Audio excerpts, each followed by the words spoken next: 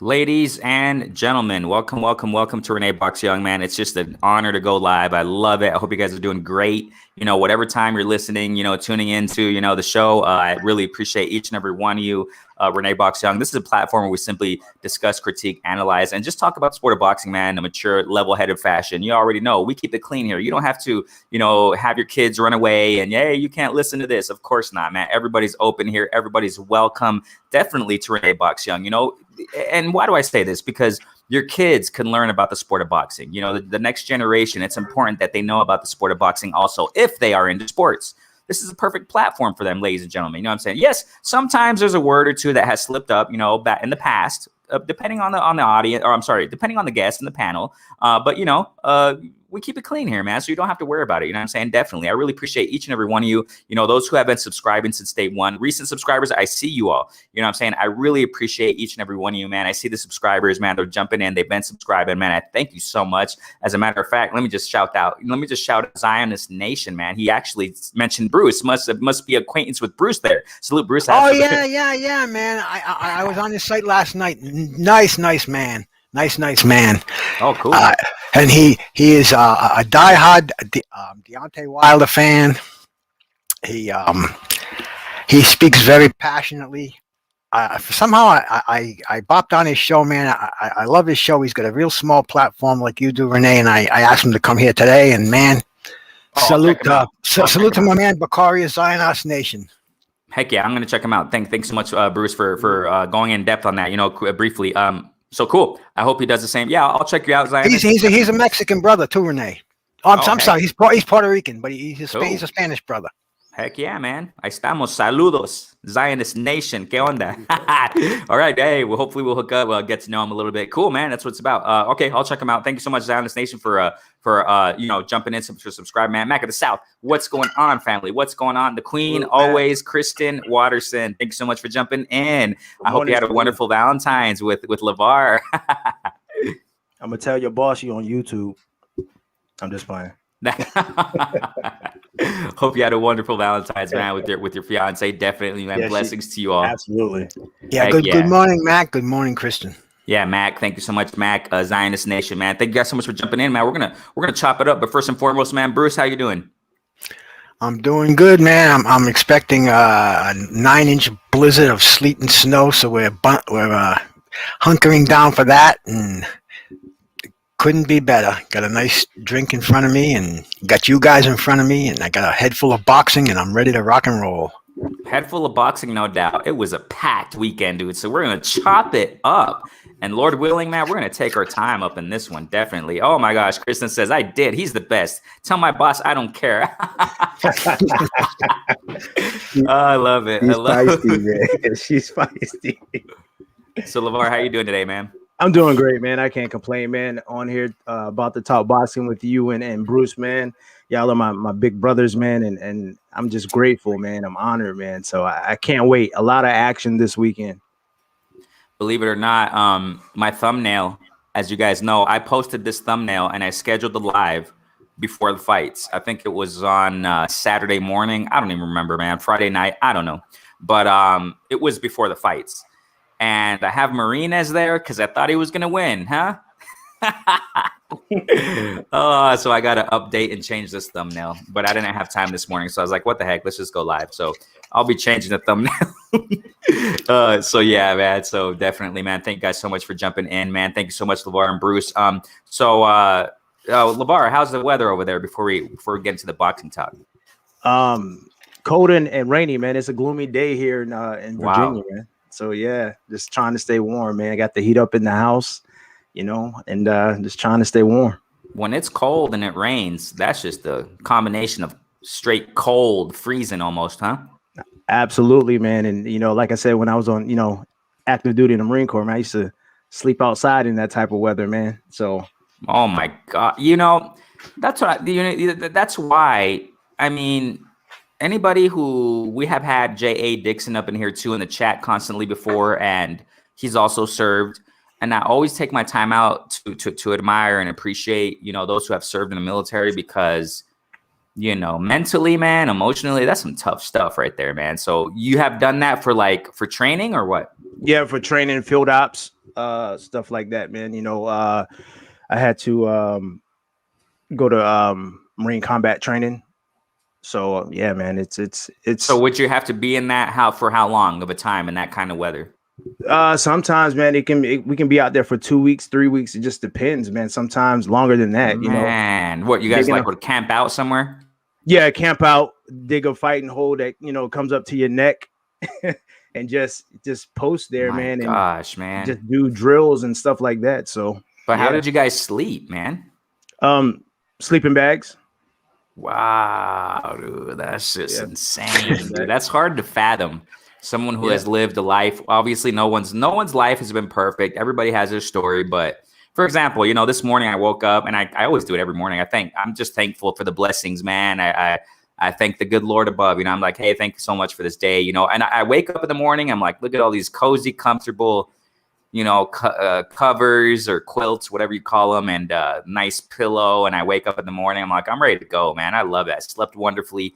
And constantly I think that. And I think of like what, LaVar, what you've been through in the military, and people really have gone through some stuff. When you go back historically speaking, Vietnam, I knew a guy years ago back in, I remember it vividly, 2004, if I'm not mistaken. I met some guy who was he was a Vietnam vet, man. Went to Vietnam, and the things he told me, man, he gave me some little war stories. He's like, man, he remembers, I don't want to get too graphic, but he remembers when he was in Vietnam, excuse me, one of his friends that he got to know there, man, a fellow soldier, man, got his leg blown off next to him, bro. I mean, it's just like, my gosh, and we got to count our blessings every day. You know what I'm saying? Absolutely, man. Absolutely. We do, man. I've seen some things, and, I'm just grateful, that, I have all my body parts and stuff like that, man. And just, it was an honor. It was a blessing doing that for 20 years, man. But, I was just ready to, do something different. But, the Marine Corps will always be in my heart, man. Thank you for your service, man. You're welcome, my brothers. Yeah. And we've said it before, LaVar. Remember, we've said it before. And we've talked about it too, also, in a little chit chat before we go to boxing talk. And it's definitely worth mentioning again. I mean, it's just and worldwide, all the military men, women worldwide. Mm-hmm. I mean, there are people all over the country, different countries all over the world where they're serving, my gosh. But man, definitely. And we just got to count our blessings every day. What you're talking about, the weather, cold out there, people out there who don't have homes. It's just I just count my blessings every day. So Bruce, how's the weather? Yeah, just go ahead. What are you gonna say? No, it's the weather, but on a lighter subject. Yeah, go ahead.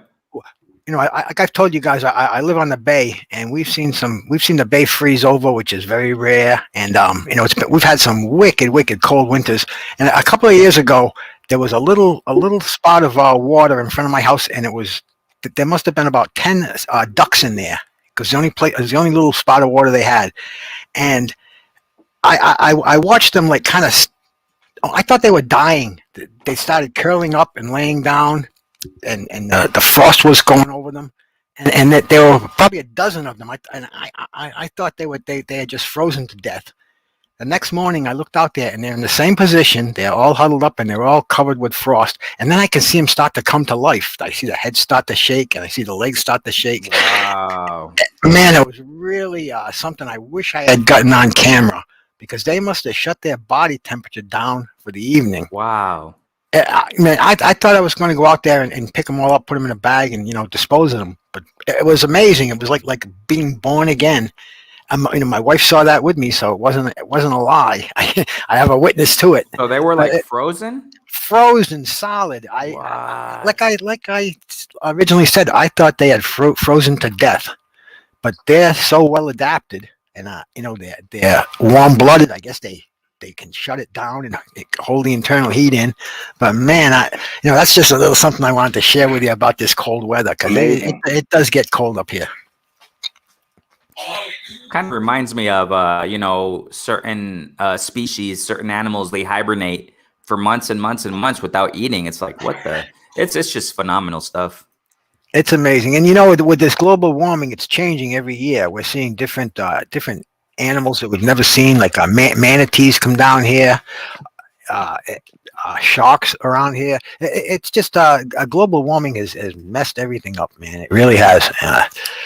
And seeing it like I do firsthand, like trash being washed on the beach and things like that, it breaks your heart, and it just it makes you think twice about littering. To me, that's one of the few real sins that you can commit against God and nature is by littering the earth. Yeah, definitely, man. Definitely. So, it's just great to have a little chit chat, small Yeah, talk. just a little baloney before the boxing, Yeah, of course, man. It's good stuff. So yeah, man. So we're gonna get into this. Anything else you would like to say, LaVar, before we get into this? The boxing talk, definitely. No, man, I'm excited, man. Like I said, a lot of fights this weekend. I was able to catch some of the fights, so I can't wait for us to talk about it. We got Bruce Goes on here, and man, he's very knowledgeable of the sport of boxing. So, man, I don't know about y'all. I'm ready to cook. Me too, dude. As a matter of fact, yesterday, like Bruce said, my mind is filled with boxing. But like yesterday, when I sent that to you, LaVar, when we were talking a little bit back and forth, those messages, I was like, man, I can't wait to go live Monday. I told him, I said, man, I can't wait because so much freaking boxing went on. You know what I'm saying? And dude, but one thing I do want to say, man, I cannot fathom how the powers that be would run all this boxing on the same day, head to head. So we're clicking. Me personally, I'm clicking back and forth, and I missed a couple of fights that I wanted to see. I missed the Yeah, I'm sure we all did, man. There was so much. I missed the Baby Anderson, the Ebok fight. I just caught the end of it. I was bummed. I wanted to see that heavyweight fight. There was a KO in that fight, right? Oh yeah, it was KO of the year from when I saw the replay. It was a tremendous left hook. Whew. But anyway, I don't see why no other sports do that, man. Stormy B was saying that on his show the other night, man. You could have the Super Bowl and you could have the World Series because of everything that's messed up today on the same weekend, and they wouldn't show that. They would never bang heads with that. That's suicide. And boxing is doing that too. It's shooting itself in the foot. They're throwing us these nice cards all at the same time. I mean, what's the matter with these people? Well, I think obviously it's because, and you guys already know, there's no overseer, there's no structure as far as, because it's competition. It's competition within the same sport. It's competition within the, like, for example, you got these different promotional companies. They're all going head to head against each other. You know what I'm saying? And that's precisely why. And it's pretty sad. It is. Well, my brother LaVar remembers the Monday Night Wars with wrestling. Oh yeah, and it was exciting for the fans for a little while, but it pretty much monopolized wrestling, where the big guy took over, and all these smaller shows, these smaller promoters, out of business. Because they're trying to run head to head, with the best, and it can't happen. They have to spread these fights out. We have a holiday weekend here in America. They could have put a card on Friday night. They could have put a card on Saturday night, Saturday afternoon, and even last night, because there was today's a holiday, and tonight. And I don't understand what these people are doing. Why doesn't somebody with any brains simply take over this operation and say, listen, man, we have to schedule these fights so the fans can see them and appreciate them and draw them to the sport, not confuse them and push them away from the sport. I was confused too, because and Renee, I don't mean to cut you off, because Bruce, I was sitting up here, I was sending Renee a text. I'm like, hey man, what time did the fight start? Because I wanted to make sure I didn't miss any, but it's like the times I didn't know. You know what I'm saying? I'm like, what time is this fight? What time is the JoJo fight coming on? What time is Commey fighting? So it's a mess. It was a mess. Exactly. Well, see, when they canceled the Joe Smith fight, I thought the card was postponed, but then my boy Ricky E245 he told me no, they're still having the card on ESPN Plus. So man, I was going back and forth, and there was some fantastic fights that I had to cut off a little bit when the round ends, and man, I really want to give myself a boot in the behind, or somebody a boot in the behind for making me go through all that. And that's all I have to say about that, man. Yeah, definitely, man. And so that's what I'm saying. What I was saying earlier to, LaVar yesterday, I was saying there's so much freaking boxing, man. There's so much stuff to talk about. So Definitely, man. Excited today, to be able to chop this up. Matter of fact, Lord willing, hopefully we're going to have Kurt jump in a moment. So, he mentioned earlier that he's going to jump in. I actually days ago, I told him, hey, Monday we're going to go live so that if you can jump in, only if you can. I understand that sometimes he's busy and stuff, taking care of business, but hopefully he jumps in later. But let's get it, man. We're going to talk it. Thank you, everybody. As you guys can see right there, I'm saying? Thank you so much for those who are jumping in, those who will jump in, whenever you guys tune in. Thank you so much, man. So let's get it. All right. So where are we going to start, man? Did you guys see the Warrington versus Lara fight? Oh my God. Did we? Okay, let's start with that. Okay. Okay. First to lay the foundation. If I'm not mistaken, he vacated his title or his status that he had. At what division? Do you guys remember? Which division did he vacate his titles? I think he had a couple. Wasn't it? I remember, but he vacated and went, if I'm not mistaken, he went down, right? To fight Lara, if I'm not mistaken, for a vacant belt there or something. I don't remember the details, but all I know, he's vacated somewhere, and then he fought this Lara guy. Okay, and now, some time ago, it was covered. Some platforms out there covered it. Good old Gary Russell, right?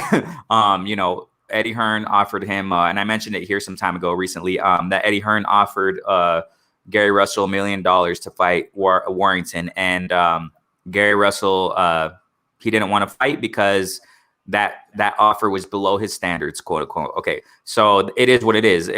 He would have fought Gary Russell, but seeing the performance, okay, this is what I want to get at. Seeing the performance that Warrington had against Lara, I don't know if Warrington would have beat Gary Russell. With Gary Russell's speed, Gary Russell's just, you already know the combos. That fight with Lara and Warrington, man,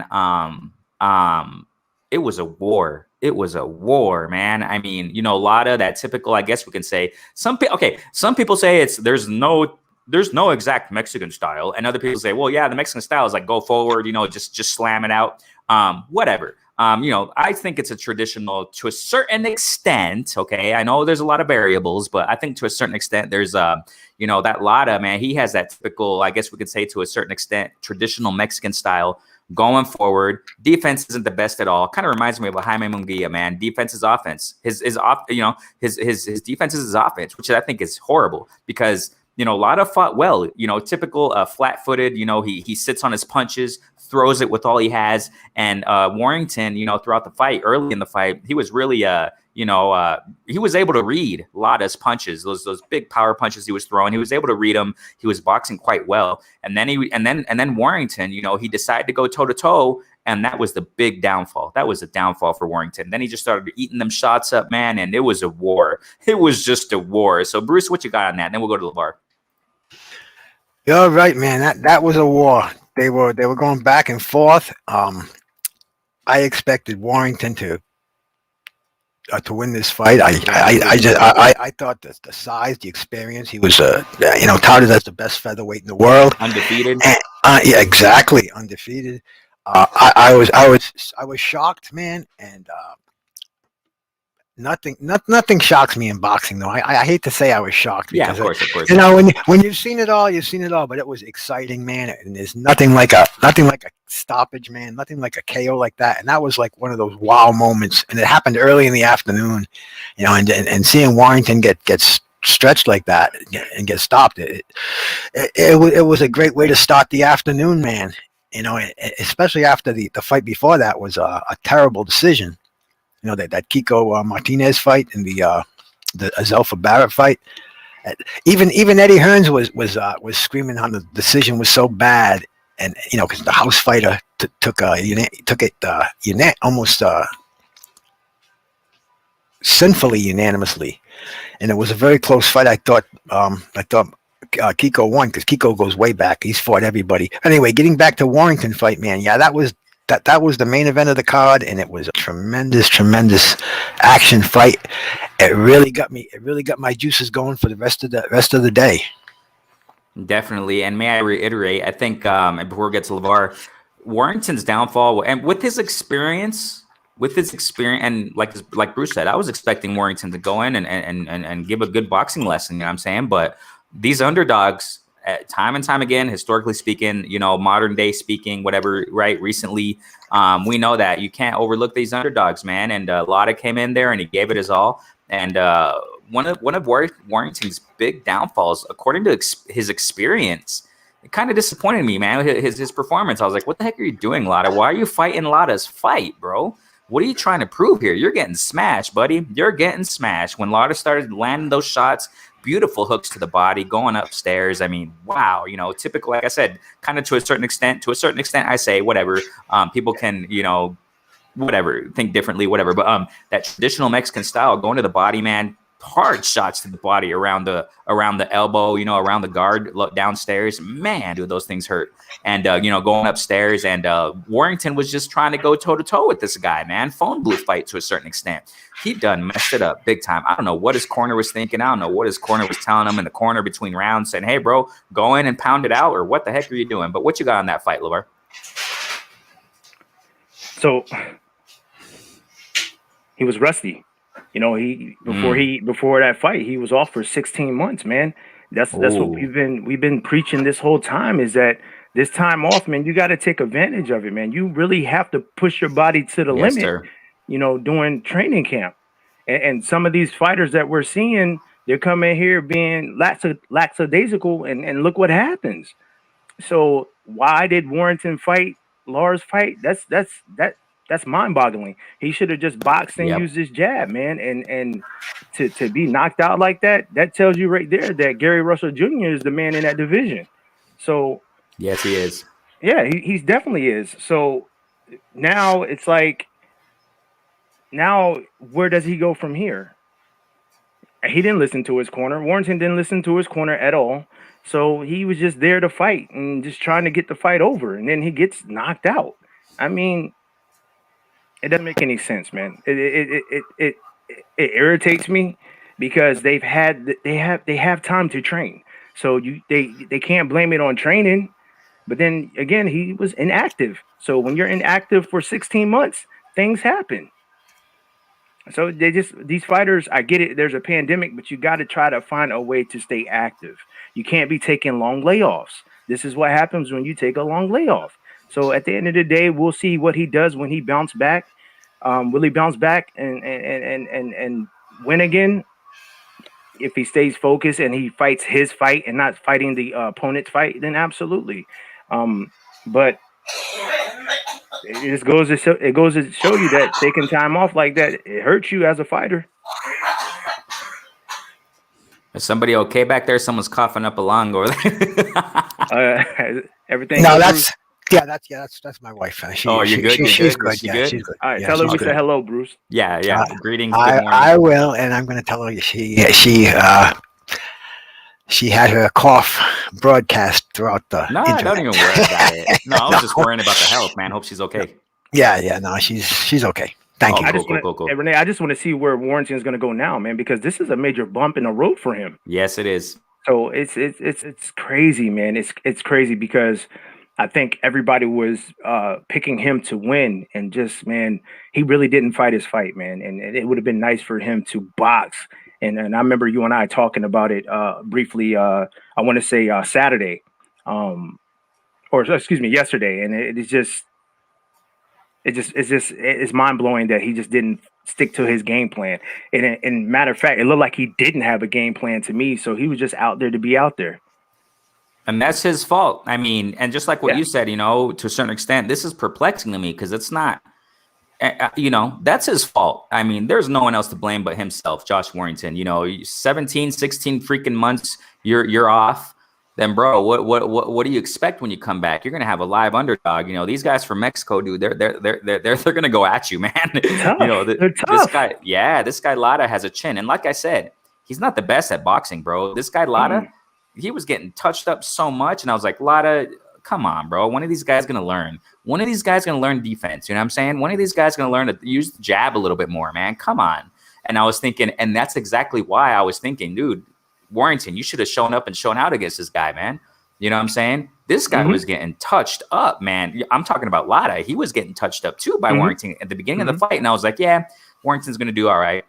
But then Warrington just started flipping the script, and it's like, Josh, what are you doing, bro? Even the commentators were surprised. They were like, man, this guy Lara is really getting this guy out. You know what I'm saying? Hurting him. He's just beating him, man. What is Warrington doing here? Lara, he was taking his shots, man. So it's. I think he got broke mentally. Yep. Yeah. And yeah. Go ahead, Bruce. No, I was just gonna say my brother Kurtis put it best. I was watching. I think I was watching the OG call that fight, and Kurtis said it's another London Bridge falling down. And that's what it seems. That's what it seems to be with these European fighters now. They're touting them up for something that they're not really are. That they aren't really are. And we can get out the U.S. fighters, man. They've got to get on the ball. The Mexican fighters, the Puerto Rican fighters. This is a worldwide sport, man. We can't give it all to the UK. We got to take some of these championships back, and we got to make this an international sport. Bring it back to the USA. Get some of these young guys off the couch and into these amateur programs and turning professionals and following the Olympics. You know, this sport has got such great lineage, man. But it doesn't seem like there's the enthusiasm that there was years ago. Hey, wait a second. And if I'm not mistaken, this guy Lara flew to the UK to fight to fight Warrington, right? Yes. That was a UK fight. Dude. I mean, he went to his backyard and smashed this dude, man. I mean, it's like, Warrington, what the heck were you doing, bro? What were you doing?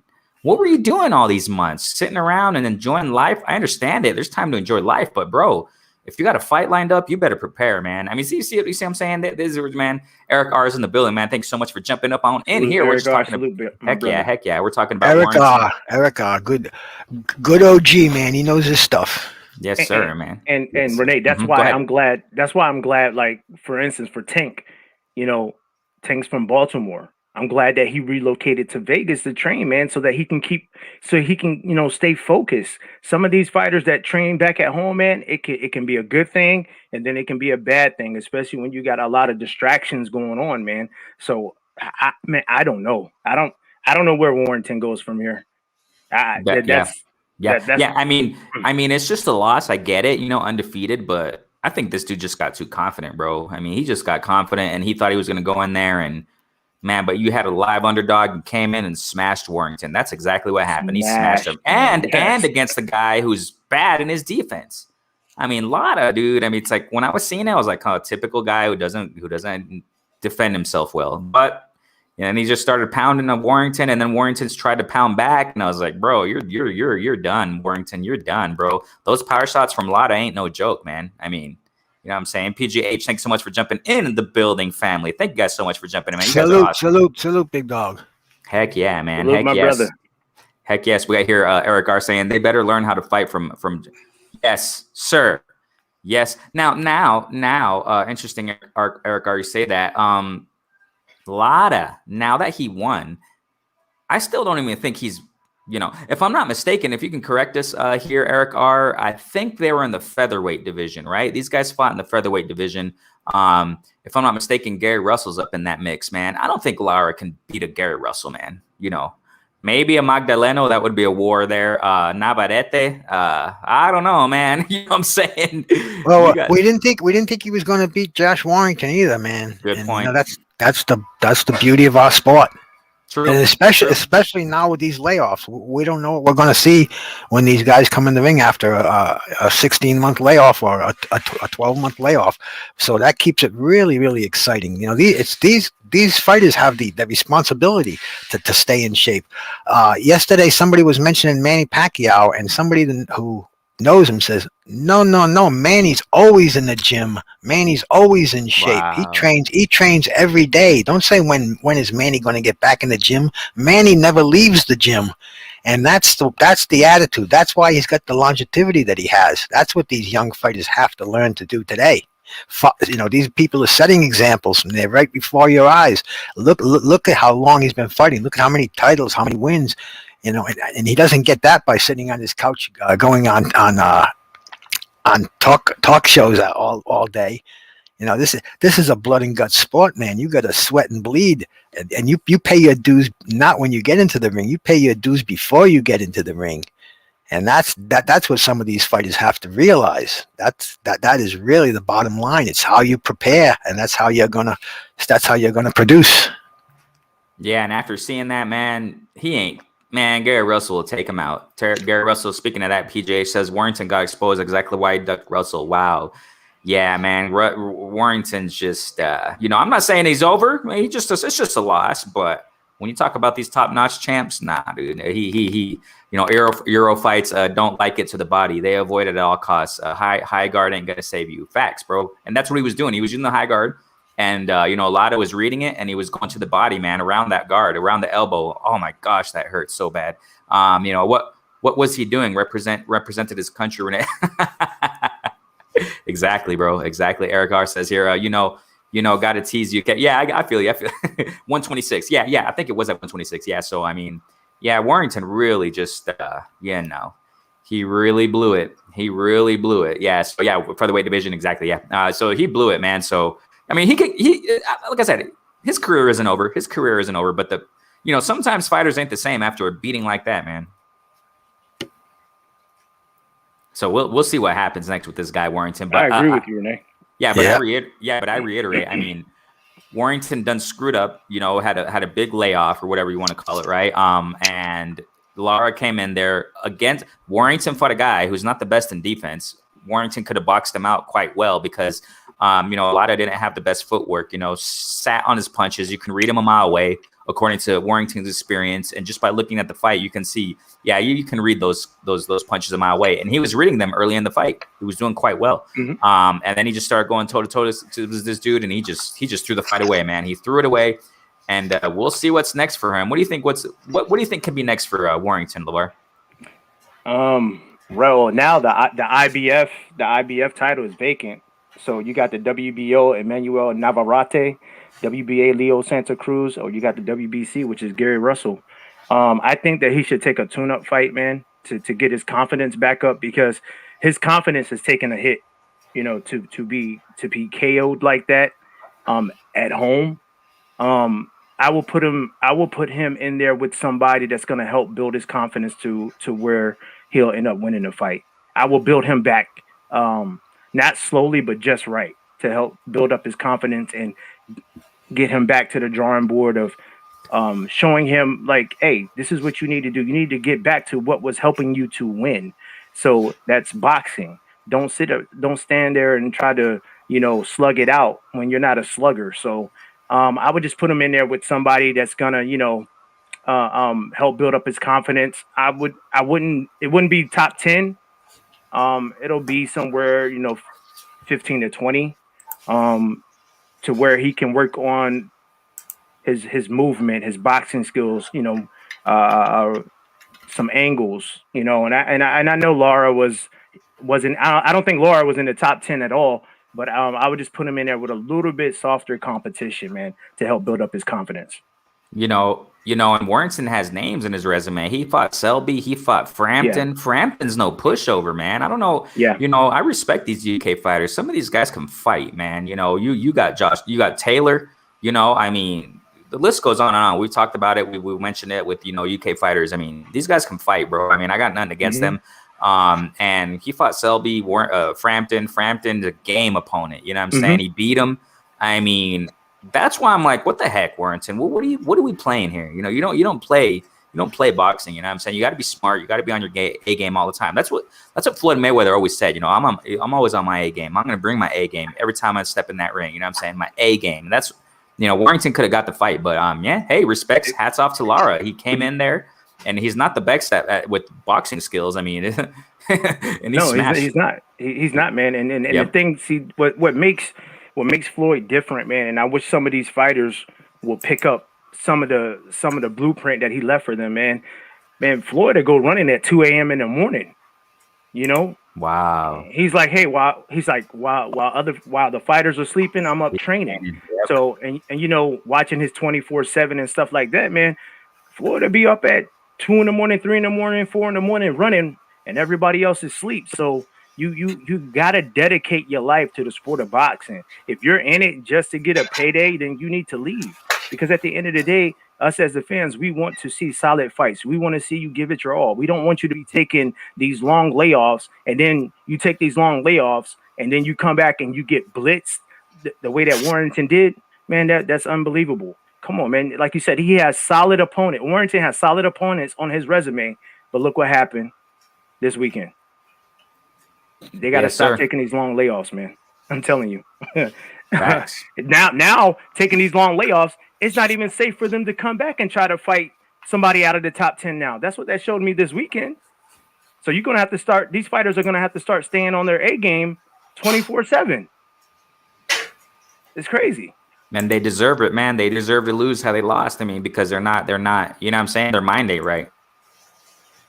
Agree. You know what I'm saying? What you got on that, Bruce? I couldn't add anything more. I totally agree. He has to get back to the drawing board.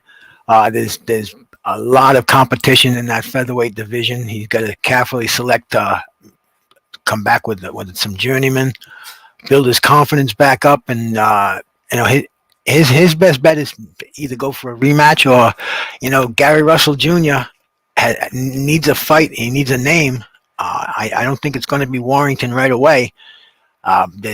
There's a lot. There's just so much action in that featherweight, junior lightweight division. There's money to be made. You got all kind of big names up there ready to go. So he's got to just get back into back to the drawing board, get his confidence back, put a couple of fights under his belt, and then see if he can get to where he once was. Because he's still ranked as the top featherweight as of today. Mm-hmm. So he just has to prove it to himself and get that spark going again. Mm-hmm. Prove it to the rest of the world that he should be number one. I agree. Yeah, and I think it's going to be really hard for him to be number one. You know what I'm saying? I really do like these names you just mentioned. Gary Russell, Navarrete. But Navarrete, I've criticized him quite well in the last fight he just had. I mean, not just had, but I mean, and that's another deal. This guy's not active. These guys better get back in the ring, man. These guys better get back in the ring because there are hungry underdogs that are going to take those belts from these guys. That's what's going to happen, man. Navarrete, I love him. He is an active fighter. I mean, I got nothing to take away. Ever since before the quarantine, Navarrete always fighting, man. He's just constant respect to the warrior. But in his last fight, I forgot the guy's name, but who he fought against. He moved up, first fight, moving up, got the belt. And he was stumbling over, his punches. I mean, it was kind of awkward, man, the way he was fighting. Yeah, you remember that? Yeah, he was. And the other guy, Bia, if I'm not mistaken, I forgot the dude's name. Ruben. I have no idea, but I forgot. But the point I'm saying here is that, he was boxing quite well, his opponent. Defense, nice boxing, and that Navarrete was stumbling over his punches. It's like, whoa, you know what I'm saying? So these guys better get their head right, get their head on straight, and know what the heck who they're gonna fight. Because Warrington, I don't know, man. I'm kind of thinking right now with Warrington. We got here Eric R saying the States, even the watered down approach of this generation of boxing is dominant, like all those other countries are in soccer. Yeah, Eric R. I mean, that's a good point, man. Very good point, fam. And Eric R. continues to say, you nailed it, LaVar Cooper. Floyd was always motivated by legacy. Yes, sir. He fooled the world that it was. Ooh, you did. Ooh, facts. Good point. Eric R. Salute to you, brother. That's facts. It is, man. Floyd stays in the gym. I can tell you right now, Floyd can come back right now and beat some of those fighters in 147 right now. I think so. You know why? Though? This is interesting. He fooled the world that it was money. Wow. Only that moved him. And oh man, if that's true, Eric R., which I think it is, I'm not saying I don't know. It's because it's hard to look for those intangibles. But if that's true, Floyd is a intelligent mother jive, bro. He's an intelligent guy, dude. Hey, Renee, you want to know why Eric R. said that though? Yeah. Because every time when there was a press conference, who played the villain? Yeah. Floyd did. Floyd, he would rather play the villain and get people all riled up because now, guess what? The fans that like him is going to pay for his pay-per-views, and then the fans that want to see him get beat are going to pay for his pay-per-views. So, Eric, that is straight facts about Floyd, man. I'm telling you. Bro, if real quick, Bruce, if that's the case with Floyd making it appear to the public and to his opponents, oh, I'm making money, money, money, and filling their opponents' minds, oh, he's just money, he's not training. Wow. And in the background, behind the scenes, training like he always does, like as if he was pretty boy. My gosh, that's a really intelligent thing to do. And I'm gonna let Bruce can go, but Renee, after he's done, let me add a little something to that. Yeah, go ahead. All right, go ahead, Bruce. No, I was just going to say that's one of the oldest strategies in all of sports. Muhammad Ali was the guy who would wear the black hat. He would insult his opponents. He made up names of Washerwoman, the Mummy, the Gorilla. He would insult these people, and he would be the bad guy. But that would create a spark, and that would sell tickets. And if you wanted to come see Muhammad Ali win, or if you wanted to see Muhammad Ali lose, that didn't matter. You were going to come see Muhammad Ali. Floyd took that strategy. He didn't care what the fans thought about him. His legacy was going on, and in turn, the money is going to roll in. If other boxers took that attitude, the glory first and the fortune comes with it. The sport would be in a better place, man. That's why we can take such knowledge from these greats who've done this, and these young boxers who just don't seem to get it. The Honorable Kurtis Anderson. Welcome, my brother. Welcome, my brother, Kurtis Anderson. Well, sorry for the tardiness. I've, been really busy this morning, with clients. I got over 200 clients worldwide. So awesome. Awesome. For the people that don't know me and my wife, we run a aromatherapy business that does very well. And I was kind of busy with phone calls and emails, but I'm glad to be here. What's up, LaVar Cooper, my brother Bruce Goes, and my brother Renee Box Young, man. And we had a lot of good fights this weekend. I really enjoyed the Mauricio Lara Warrington fight. Yes, sir. I really enjoyed that fight. I really did. Because we're chopping that up. Go ahead. This is why we love boxing. Mauricio Lara was an unheralded underdog. And this rings true. You could lose any given night to anybody. He was a huge underdog. I don't know the odds. I'm trying to find out the odds. But Warrington met a guy who was a very aggressive fighter who came to win. And see, this is what happens when you apply yourself and you tried to win. Mauricio Lara wasn't having it. He wasn't there to be, showcased as a guy who gave a gallant effort. He was there to win. And man, you see that last left hook that he hit Warrington with?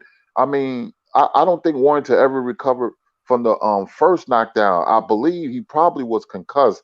It kind of reminded me of Tim Bradley against Ruslan Provetnikov.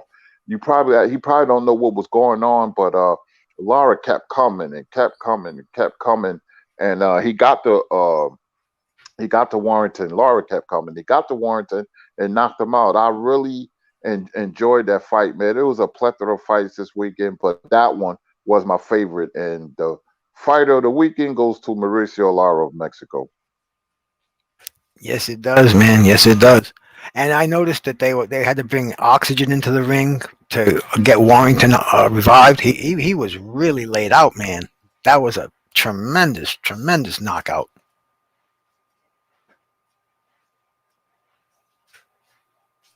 Absolutely, man. And this is why we love every once in a while you'll get a shock. The history of boxing will show you that. Buster Douglas, Mike Tyson, huge upsets, man. Rest in peace, Leon Spinks, Muhammad Ali. Absolutely. You don't see it coming, and certain nights a guy just fights over his head, or the style. He could be an underdog, but his style is very complementary to his opponent's style, meaning that he's going to give him trouble. And that's what happened. I remember watching the Terry Nards and Simon Brown fight when Simon Brown kept canceling the fight, and I fell into that trap. He's scared, and HBO was so upset with Simon Brown that they Showtime bought the rights from HBO to stage the fight. and I said Terry Nars is going to run through Simon Brown, and Brown beat the brakes off Terry Nars, and then the back locker room, Julio Cesar Chavez was laughing.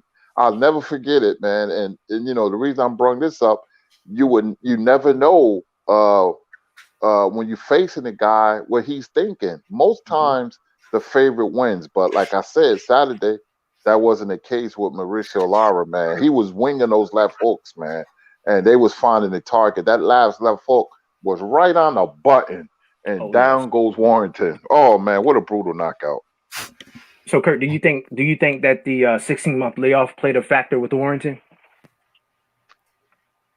You always have to raise that. When you're off a year and a half, inactivity would kill a fight. I don't care how great you are. I've seen plenty of fighters rusty, but a top-notch fighter will always find a way, because you know, if the fight is 4 or 5 rounds, they tend to get back into the swing of things. But it's never a good thing when you have a fighter who's inactive for like 16 months. That's a long time, man.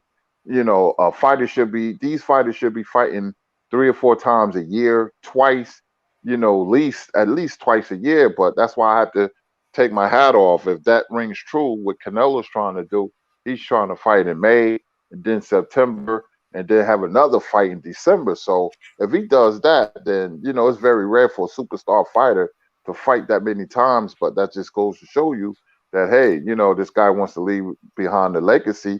And what do? You leave behind the legacy by fighting, you know, multiple times a year and fighting good competition. So, you know, I just think that when these fighters, they come off big victories, they wait too long for their next opponent to fight their next opponent. Absolutely. I mean, you just go back a few years. Oscar De La Hoya, 1992, 5 times he fought. Julio Cesar Chavez, right around the same time, and another one fought 5 times in a year. That's why we remember these names, and that's why they were so sharp.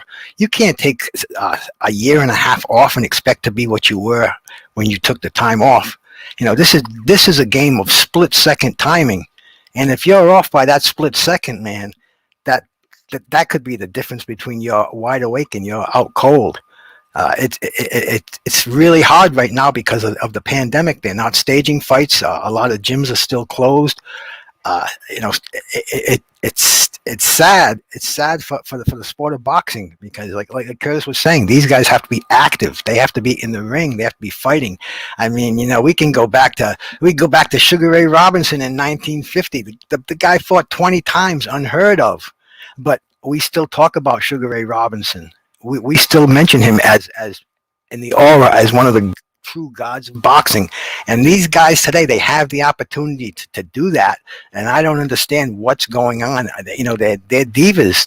They're not athletes. They're not fighters. They're more in the divas category, and that's what I'm going to say about that. I think Kurt hit the nail on the head. You know, some of these fighters back in the day, they were fighting for legacy. Now this new generation of fighters, they're fighting for money. So it's I don't know. I don't know. I don't get it. You would think that they will be fighting for legacy to try to, you know, cement their name in history, but hey, you can tell the ones that are just out there trying to get that bag and just call it a day. Yeah, and just real quick, let me get to the chat, man. I really appreciate, you know, Curtis jumping up in here too. Also, man, awesome stuff. Always an honor to have Kurt and all you guys here. You know, definitely, we got the Black Banner here. I was already posting his comment there. Brother, love and respect Renee Boxing and the boxing panel. Thank you so much, man. Black panel Banter continues to say, we appreciate the show, brother. Keep up the good work, man. It's all for you guys, definitely, man. Black Banter referring to what we're talking about Floyd Mayweather, the art of proper propaganda in boxing, as well as mentioned with Muhammad Ali. Bruce Goes was delving into that point too. We got here Eric R saying, I remember Floyd, Shane, and Oscar. They were telling a young Floyd, just smile, keep winning, and you can be like Sugar Ray Leonard. Floyd saw that he couldn't cross over, so money was born. We got Eric R saying here, salute Kurtis Anderson. Man, it was already a dynamite panel. Add the sugar, man, and now you guys are on fire. I love it. I just love having the guests here, honorable guests, man, all day, definitely, man. So Kurt, real quick question, man. So do you think that Warrington kind of messed up in the fight when he started fighting Lada's fight? Absolutely.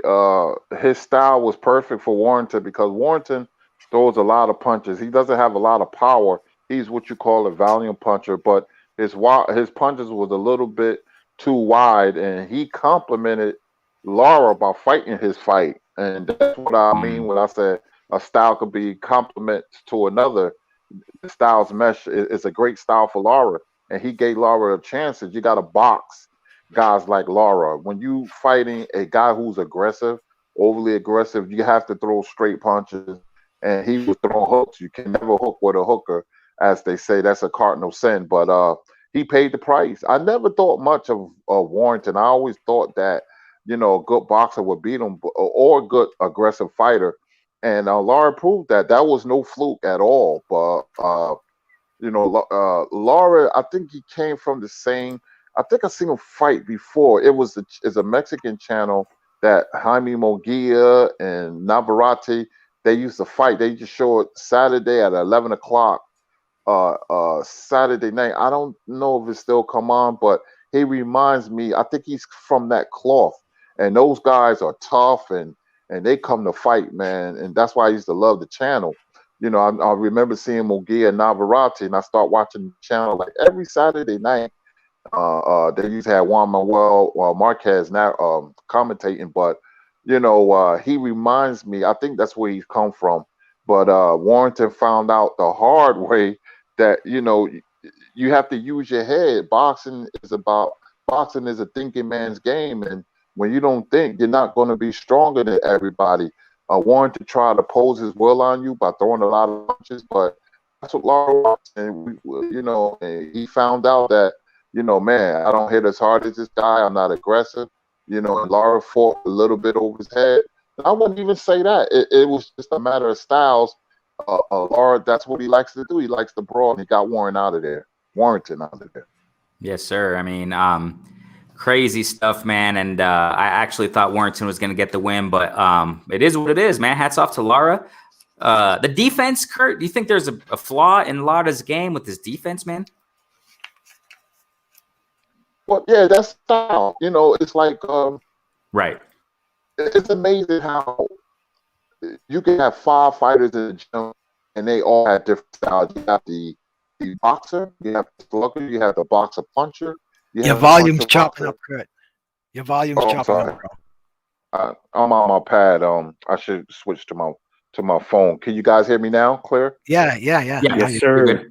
You're good now. Oh, okay. Yeah, but you have different styles. It's amazing how you could be born with power. Punchers are not made; they're born. You can improve on the technique, but somebody like a Deontay Wilder or Ernie Shavers, that's not made. That's born. Then you have somebody like Chavez who can get run over by a tank, and he'll still come, like Hagler or Wilfredo Gomez. Their aggression. Those guys was born like that. You can improve a fighter's technique or his power. Tell him to shift his shoulders and waist, but most times punches are born. And the commitment. Can you imagine if Adrian Bruner was committed? And we can hypothetically sit here and say, can you imagine this fighter has that?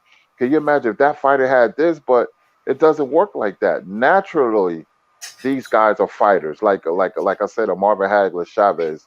There's two of the most. Those guys were pit bulls in the ring, and you can't teach that. A Toro Gatti. Can you imagine if Adrian Bruner had a Toro Gatti's commitment? It doesn't work like that. I mean, right. I wish, because Bruner, but he just doesn't have it.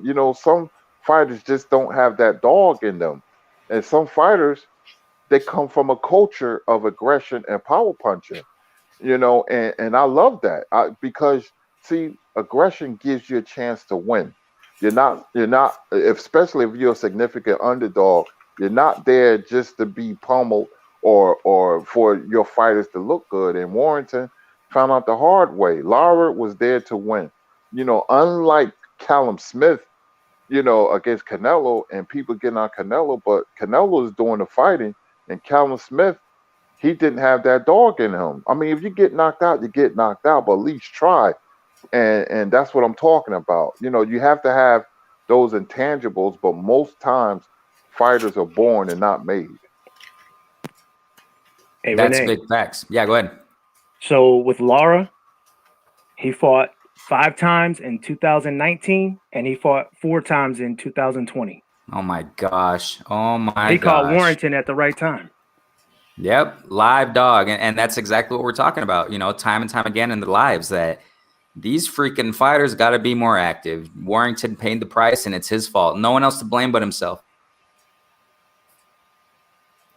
Yes, sir. Yep. No one else to blame but himself. Yep. Are we gonna move on to someone else now, Renee? Oh, of course. I think we chopped up poor Yeah. Josh as much as we can. Yeah, man. yeah, of course. Okay, now, let's get to the next. There were so many fights, dude. Okay, did you guys see?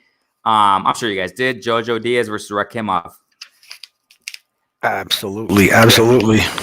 Okay, I'm sure Kurt did. He has the zone. Definitely, Yeah, man.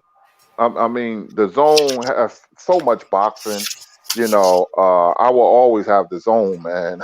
People talk about they don't like it.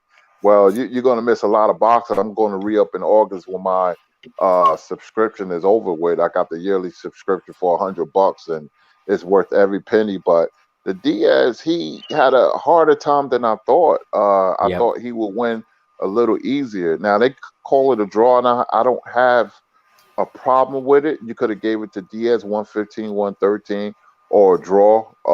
I didn't really have a problem, but I don't know. Maybe he wasn't focused. The weight, I don't know what it was. And you know, he fought well in spurts, but the guy he fought wasn't a bad fighter trained by Freddie Roach. I just thought that he would perform better. So sometimes they have fights where they go through the emotions and you don't know what's going on in the the back scene, their lives or whatever. But the guy fought well. Who he fought, he wasn't no bum. I'll tell you that much. I forgot the guy name that he fought, but Yeah, what was his name? He was a Rakhimov. Rakhimov, yeah. Rakhimov, right? Thank you. Rakhimov is not a bad fighter. I wouldn't be surprised if they have a rematch. I would think so. So let's see what happens. Jo Jo Diaz with the weight, but I don't think he can make 130. I mean, he was off by almost 4 pounds, man. So he has to go to 135. That's what I was about to ask. Real quick. Yeah, go ahead, Lavar. Go ahead. No. Kurt just answered it for me because I was going to ask him, can he foresee Jo Jo Diaz staying in that weight division that he's at now? So he just answered it. Move up to 135, JoJo. Ooh, rematch Rakhimov first and go to 135. Ooh, you got some fire names up there too, baby. Oh my gosh. Okay, now, I personally, we'll get to Bruce and then we'll go to Lavar about this fight.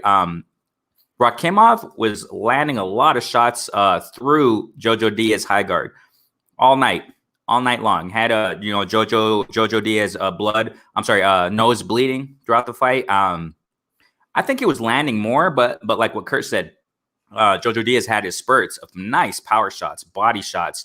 He would lean in. I think it was with his right hand, boom, southpaw, right hand, leaning in with beautiful body shots, man. Around the liver. I don't know how Rakhimov didn't go down on those shots, man. JoJo can punch, and but I think in my observation, I think Rakhimov took the fight. I think he had it a slight win because Rakhimov was throwing like 4 or 5 punch combos all night through the guard. You know what I'm saying? Kurt, like what Kurt's saying, I think JoJo was off. I don't know what it was, and there's evidence to JoJo being off just for the fact that he missed weight. We talked about that Friday night. He missed weight and something was going on. If I'm not mistaken, Jo Jo Diaz just recently had a kid. Congratulations to his newborn baby, if I'm not mistaken. So maybe it's just his personal life. Maybe also he's been out again. Same topic, time and time again. He's been out the ring for a while. I just think all these little, things that have been going on in his life just didn't have him focused as he usually should be. Maybe he was overlooking Rakhimov, thinking, it's just a mandatory. I'll get him out the way. Maybe he had Farmer in his mind. But maybe we can kiss now. Now maybe we can kiss. We said this Friday night. I think he can kiss the Farmer fight rematch goodbye. He should focus on rematching Rakhimov, to get that belt, to get an opportunity at that belt. What do you got in the fight, Bruce? Yeah, when I first saw them in the ring, Diaz looked almost like a junior welterweight fighting a junior lightweight. He was that much bigger. He appeared that much bigger to me, and Diaz didn't look like he had that spark in his eye. He looked like he was just happy to be there, Yep. with all the baloney he went through. It was a good fight, and I don't have anything to say about the draw because they both had their moments. Rakhimov he was nonstop. He was fighting as hard as he could, and Diaz had the power there. He had that high guard, and he was getting hit. Diaz, he came on. He started to loosen up, and he had that push there around the seventh or eighth round, and he tightened it all. He tightened it up, and I thought Diaz was going to take the fight. But I don't have any problem with a draw. It was a good fight. It was unexpected. After I heard that Diaz didn't make the weight, that kind of just put a sour taste in my mouth about him. How a professional can not make weight and then still come back and not make weight, come back even heavier. It seems to take the professionalism out of the sport. I don't think there's any excuse for not making weight in a fight like this. It's the third time we've seen it this year. We saw this in this combat. We saw Tank lose his title on the scale. We saw Benavides lose his title on the scale, and now we're Sid Diaz lose his title on the scale. And that's not the way I like to see titles won or lost. That's the way I saw that fight, man. Definitely. Real quick before we get to Lavar, Bruce, Kurt, what's your reaction on that, man? That he missed weight, man. That Jo Jo Diaz missed weight Friday night. I was very surprised. Not only he missed weight, but it wasn't like a pound. He was like 4 pounds off almost. What 3 pounds or 6 ounces, I believe. And yeah, that was alarming. I'm like, Jo Jo Diaz didn't strike me, a guy that would miss weight, and wasn't even close. And he lose your championship. And like Bruce Gold said, it's like the third time we done seen this. That never happened, back in the day. Fighters were so much more, in shape, and they took care of themselves, and it wasn't a big deal. You didn't think about that. But today, like, these guys want to be celebrities and divas, and as a fighter, you have to hone your skill. You have to. Being a boxer is a lonely life, but you choose it. So you have to live the life of a fighter. You have to eat right, and you have to take care of yourself in between fights. And when you take care of your body take care of you. I mean, look at Tank. Before the Santa Cruz fight, we was saying what kind of shape he was in, and he came in terrific shape. And you see how well he performed. So he let his hands go. He was fast. He was sharp. He was aggressive, and that's what I'm talking about. When you're in shape mentally, because your mind knows your body is in shape. It's funny how that all works together. Everything is tied in together. When you're in physical shape, your mental shape, you have a lot of confidence. You have this this renewed vigor. I mean, I just broke down a Buster Douglas fight, and before the Mike Tyson fight, he had this bounce in his legs, and he just fought with so much enthusiasm. It made different. And Buster was always he was not in shape some certain fights, but he had the confidence because he knew that he was in shape. When you were in shape, that's what happened. Your body reward itself. Facts, man. Well said. Definitely. I love it. Love it. Lavar, what you got in the fight? Jo Jo Diaz or came off? I mean, you can just tell something just mentally. JoJo, there was something wrong with JoJo mentally, man.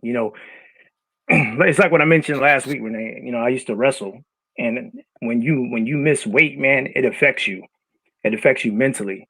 So I really think that JoJo was already defeated way before he got to the scale, and by him stepping on the scale, it was just embarrassing. Lack of discipline. So when it comes to the fight, what I was seeing him just like, yeah, he had his moments in the fight, but you can tell that weight played a part on him too. And if you notice, when a fighter weighs in for a championship fight, don't they give them time to go to try to lose that weight? He didn't even try. So at the end of the day, he went it. I think he just went in there to get the fight done and then just move on. Like I said, he had his moments, but I think that if he would have came in there in shape, we would have seen a way better Jo Jo Diaz than what we saw this weekend, man. So I just think that he needs to get away from home. All these fighters, this pandemic, I get it, I understand it, and I keep preaching it. They have to take this mental approach like this. It's like what I said. If we take 2 weeks off from work, when it's almost time for us to go back to work, we don't want to do it. We don't feel like going back to work, if that makes sense.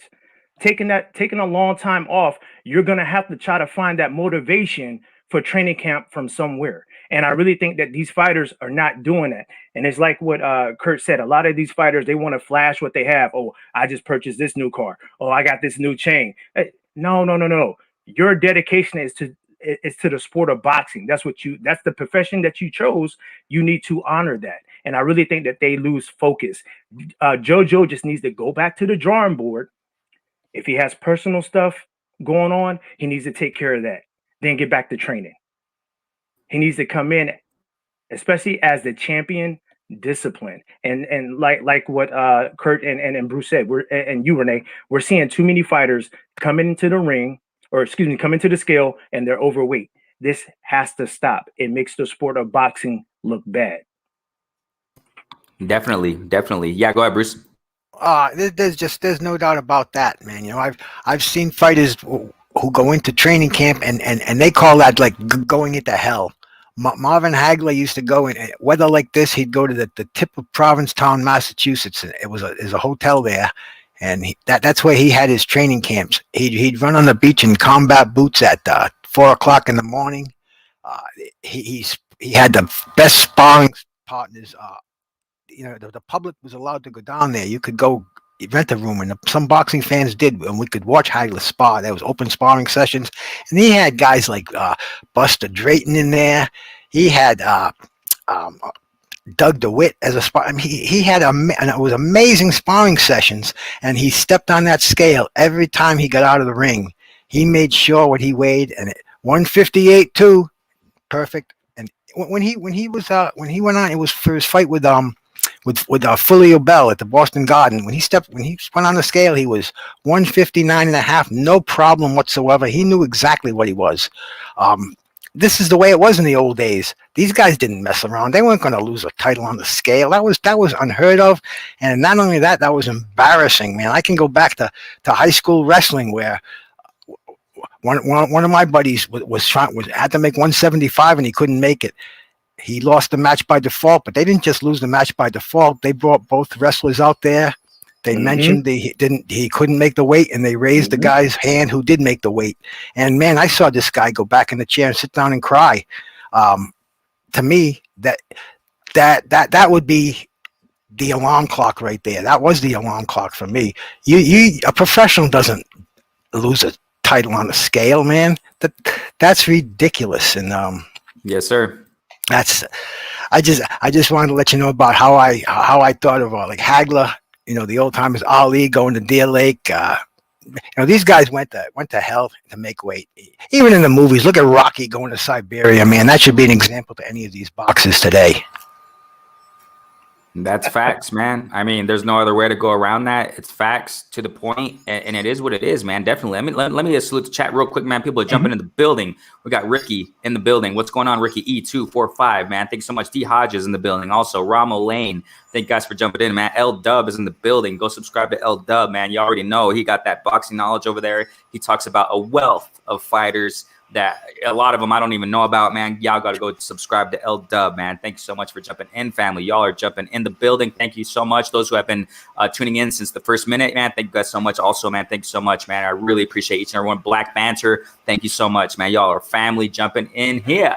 Yes, sir. And that's what it is, man. L-Dub continues to say here, Julian Jackson's Timber KO over Buster Drayton is a classic. Oh, man. And then we got here also, he's saying California rules won't allow a fighter to try to make weight if he is too. I mean, that's how it should be. There has to be some rules and regulations concerning that. I understand it stripping the fighter of a title, but got to get more firm on it, man. Got to get a little bit more strict, I think, in my humble opinion, at least, for these fighters that they can get the message. So the message gets across, you know what I'm saying? Willie McLeod, be more stand up. What's family? What's going on, family? Thanks so much, Will McLeod, for jumping in here, man. Thanks so much, McLeody.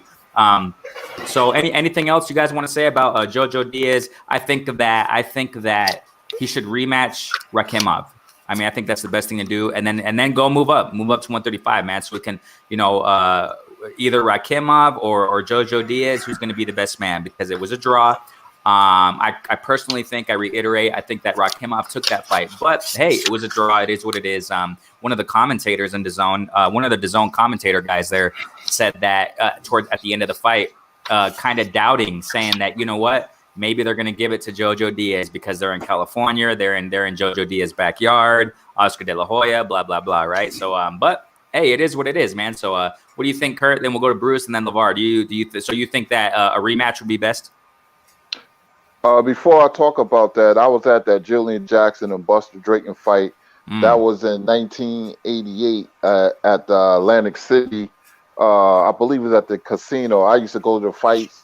Man, that year I must have went to at least 70 fights, at least. Wow. In Atlantic City, Madison Square Garden, and Dan Duva's. It was called. It was an old ice skating rink. It was called. What's the name of it? In Ice World, New Jersey. Ice World. Thank you, Bruce. Thank you very much. Ice World. Me and my father used to go there and watch Mark Breland and Bobby Chaz. We were big Bobby Chaz fans at the time. You had to wear boots on your feet in there, man. It was crazy, man. It was a true boxing crowd. You been there, Bruce? I stopped. I didn't see a fight there, but I did stop in there on my way to New Jersey once. Yeah, and Bruce, LeVar, and Chat, and Renee, New Jersey boxing used to be on fire in the 80s and 90s, man. Lou Duva had a restaurant called Lou Duva's Restaurant, of course, Lou Duva's Restaurant, and you could see the fighters in there like Tony Ayala and Frankie Warren. Frankie Warren fought just like Sean Porter, just like him. He was a fighter from Texas, real strong, fought just like Sean Porter. And who I came up with, I became close friends with Johnny Bumpers and Rocky Lockridge. I remember when we all took the cars, the whole neighborhood took the cars down to see Rocky Lockridge fight many times. I remember when he got knocked out by the very underrated Juan Laporte. Juan Laporte, oh yeah, damn good fighter from Puerto Rico. He gave Chavez hell, but I'm excited, man. So I'm all over the place. But getting back to Diaz, this is me when I talk about boxing. I'm telling you, man, I live boxing every day, all day. My wife think I'm crazy, but Jo Jo Diaz, this is me, and this is how they used to do it. When you lost or you had a tough fight, you did it again, and just like when Floyd fought Castillo, he did it again immediately, and that's what you do. You'd be like, hey, this guy gave me a tough fight. I'm going to prove to the world that it was a fluke, or Jo Jo Diaz can say, I wasn't myself, and we'll believe him because we've seen him perform better than what he did on Saturday. We will take his word. And I had problems. My weight wasn't right.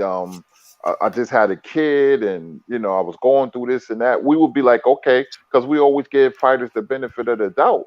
And so if he did rematch him, man, I think it will be a good fight. But Jo Jo Diaz, I believe, is a better fighter than him, and he will probably perform better. I mean, we don't know because the boxing ring is the truth serum. Maybe Rakhimov, this is just a tough out for Diaz, man. But he may want to go in another direction and a high-profile fight. What you got on that, Bruce? You think they should rematch? Absolutely. Whenever in doubt, rematch. That's always been my philosophy. It happens a lot of times. It doesn't happen, but sure, man. If any fight calling for a rematch, this one is. Will they rematch? That's anybody's guess, but I'd like to see it. What you got, LaVar? Yeah, I'd definitely like to see it too. Like I said, man, it's like what Kurt and Bruce said, when there's a fight like that where it's a majority draw and it's close, go run it back again. Yes, Floyd did it with Castillo. Floyd did it with Madonna as well. So yeah, I would definitely love to see that fight again. And as Kurt says, right, the fighters from yesteryear, they've done it time and time again. You know what I'm saying? Definitely. I mean, they fought 4 or 5 freaking times. I mean, you know what I'm saying? So definitely, man, they got to run it back. But hey, we'll see. It's really hard to say, like you're saying. It's really hard to say if Jo Jo Diaz really wants to go back and fight Rakhimov. Rakhimov, he's a pretty good fighter, man. I mean, we could do a show on rematches someday, man. There's been some fantastic rematches in the past, man. We could just drop names and go on from there, man.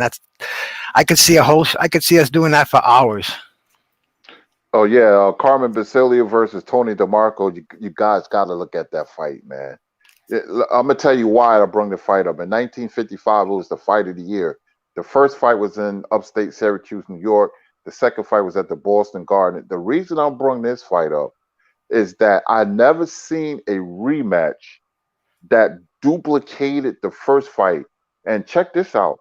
The fight went the same way and it ended 2 seconds of each other. 2. Wow. It was like a carbon copy. Wow. Tony DeMarco was putting hands on Carmen Basilio. And the first 6 or 7 rounds, Carmen Basilio came on late and knocked him out the same way. It was weird. It was like what they call it deja vu. It was weird. The fights ended 2 seconds of each other. It was incredible. Carmen Basilio versus Tony DeMarco. Incredible fight. Bro, that's like Saad Mohammed and Yaki Lopez. Oh yeah, absolutely. These are all-time great fights, what we're talking about. And man, the sport of boxing. Now I looked at the UFC, and I have nothing against the UFC. I really don't, because I respect combat sports. But there's nothing like the sport of boxing. It's not even close. Maybe because I'm just, over my head with it, and it's been with me since I was 7 years old, man. But I can name a million fights, and it seemed like I've been to a million fights. I remember watching Arturo Gatti up close against Leonard Doreen. I believe that was 2004, in Atlantic City. And not only the fight, but Atlantic City used to be a fun place. Everybody's hanging out, and surprisingly, there wasn't that much crime. I said that much, but everybody just had a good time. And everybody used to see each other on the boardwalk. You could walk up to fighters, and they would shake your hand. I met Arturo Gatti at the Ringside Bar in Jersey City. Him and Mike Tyson used to be in there. Matter of fact, it was closed down, and Mike Tyson put some money up to keep it open. It's open to this very day. That's an old-time boxing bar with really good food. You can go there and have a good time, man. But Arturo Gatti was a nice guy, man. It's a shame what happened to him. When he hit Leonard Doreen with that left hook to the body, you heard it clear across the arena, man. Boom!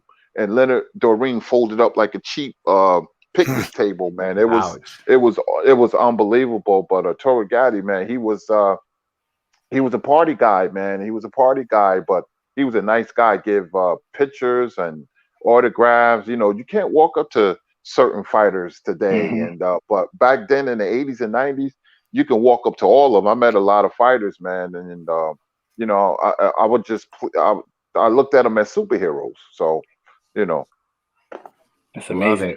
That's amazing. Y'all express your minds, man. That's what this platform is about. Y'all go ahead, man. Go off. You know what I'm saying? So, because we love hearing that historical touch. Love it. We got to go back to that history. And yeah, Lord willing, Bruce, I think that's a good idea. One of these days we can do a rematch session, show, and Kurt and Bruce can just take off on that one. Absolutely. I'll listen to that any day. Heck yeah, I'll be doing more listening to than talking on that one myself, my brothers.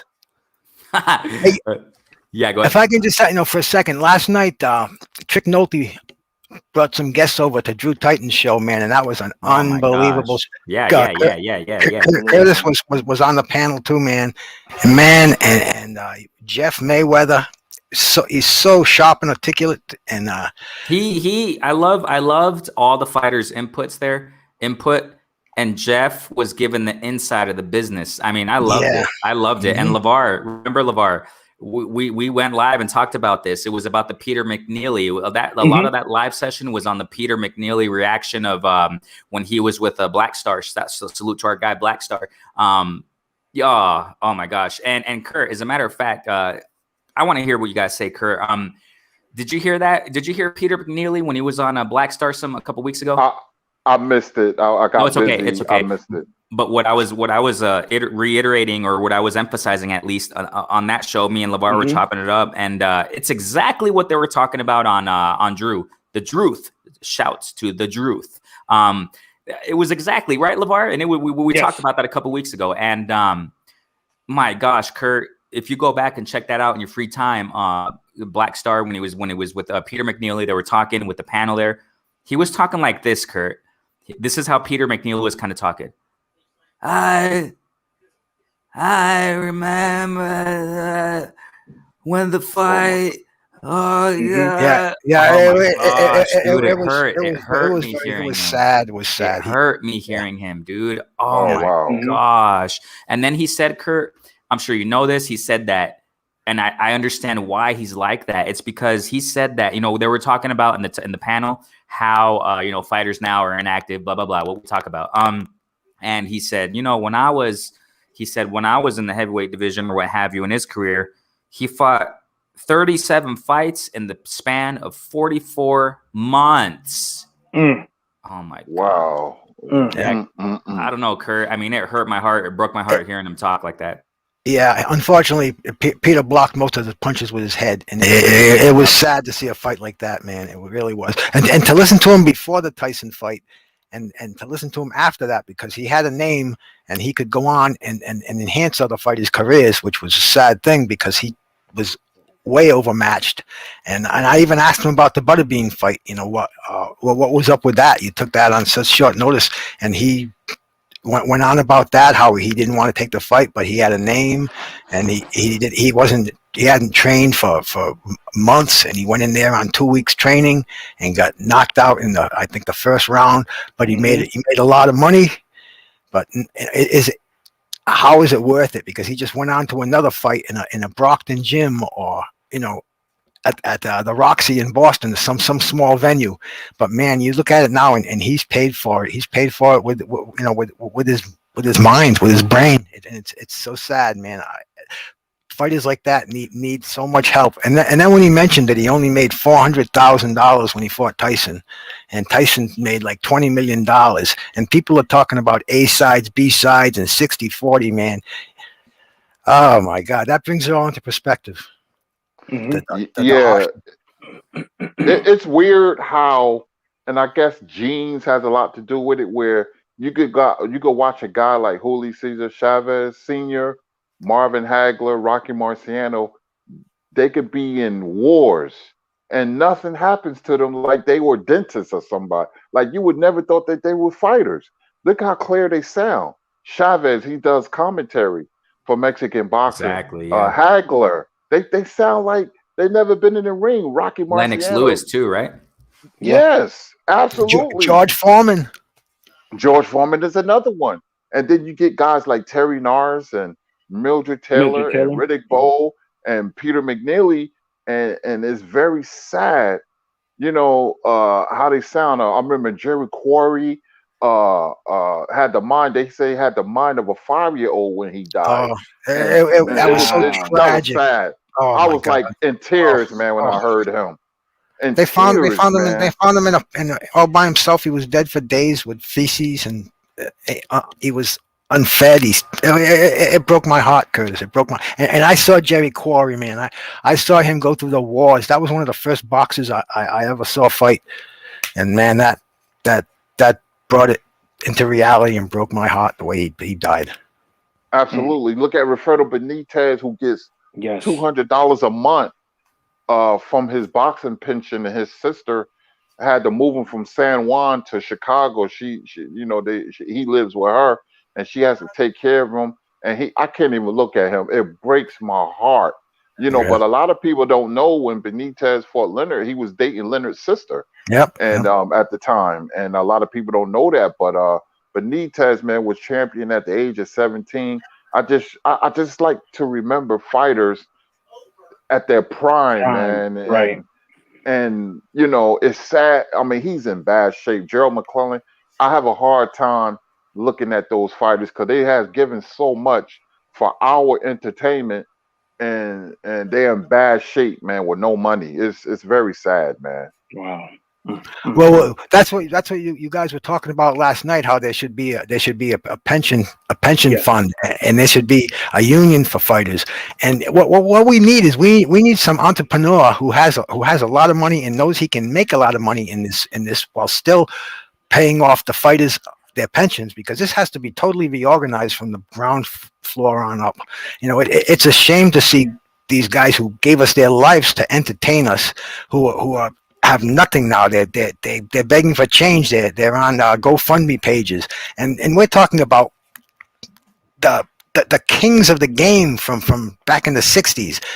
People who I would bow my head when they walked by, and man, I just wish I could do something to help these guys out, and some of them even have to fight again to this day, and it's a sad thing, and I don't know the answer, but I would contribute whatever I could to whoever had a good solution to it.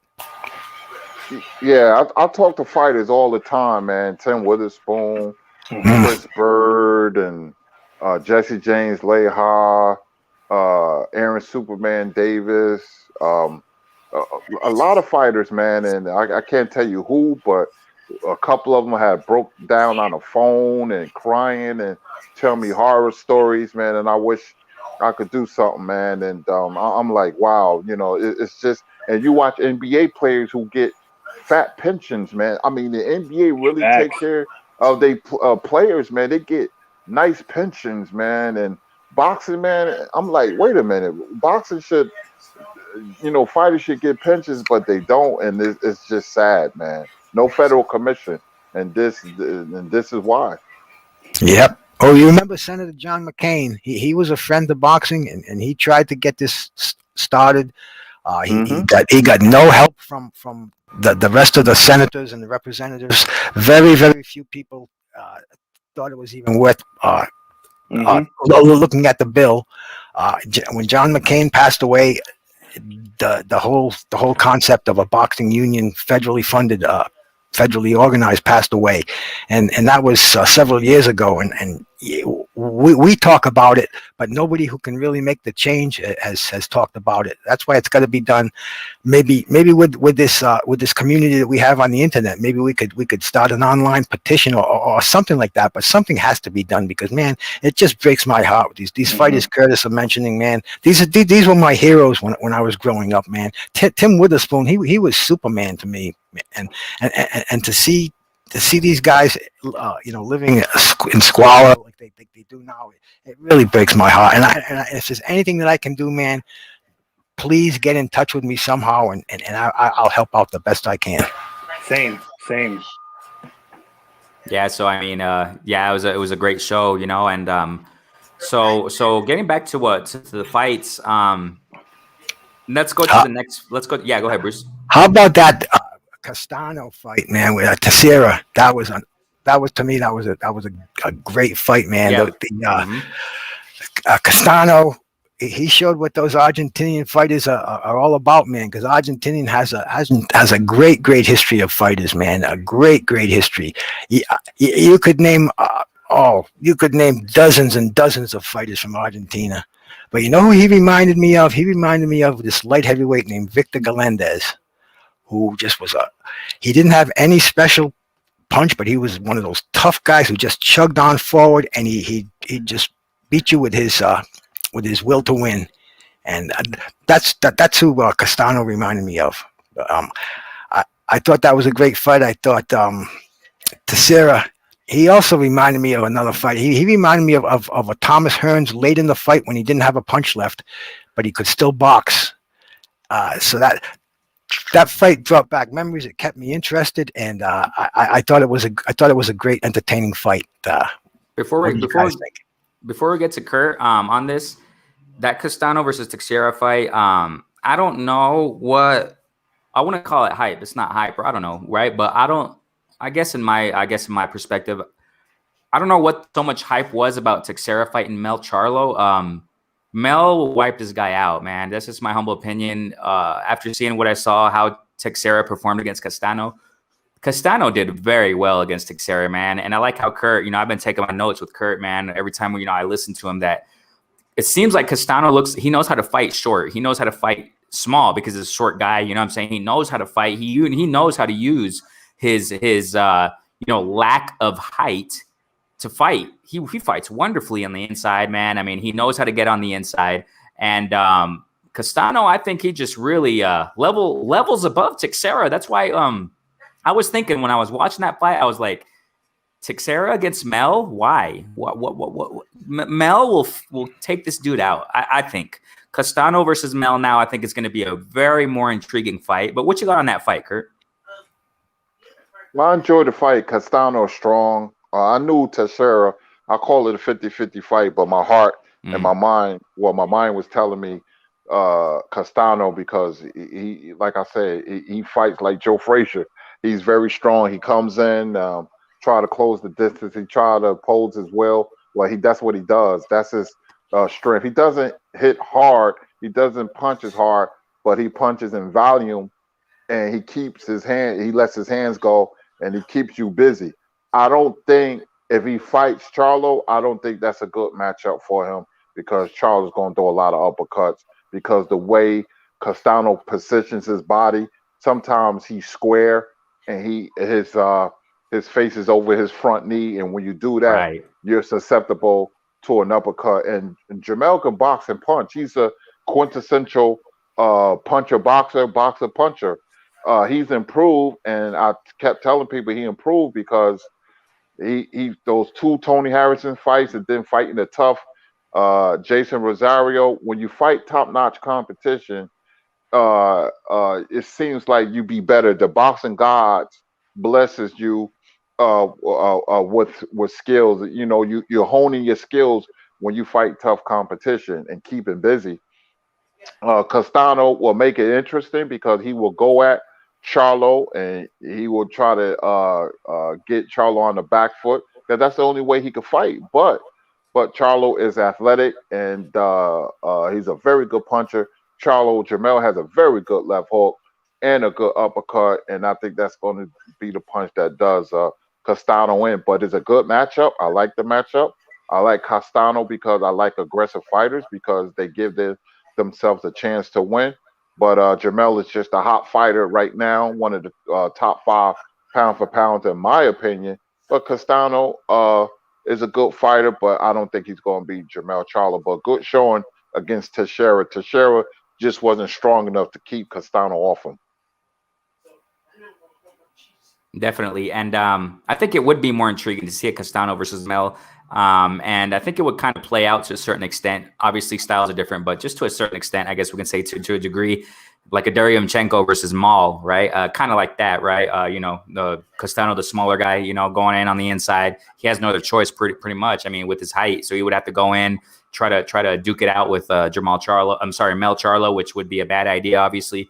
Mel Charlo would, and I definitely what Kurt is saying, Mel, I don't see anyone beating Mel right now at 154. I don't see anyone beating Mel. Do you think so, Kurt? And then we'll go to Bruce and then Lavar. Do you think, Mel? I don't see anyone beating him.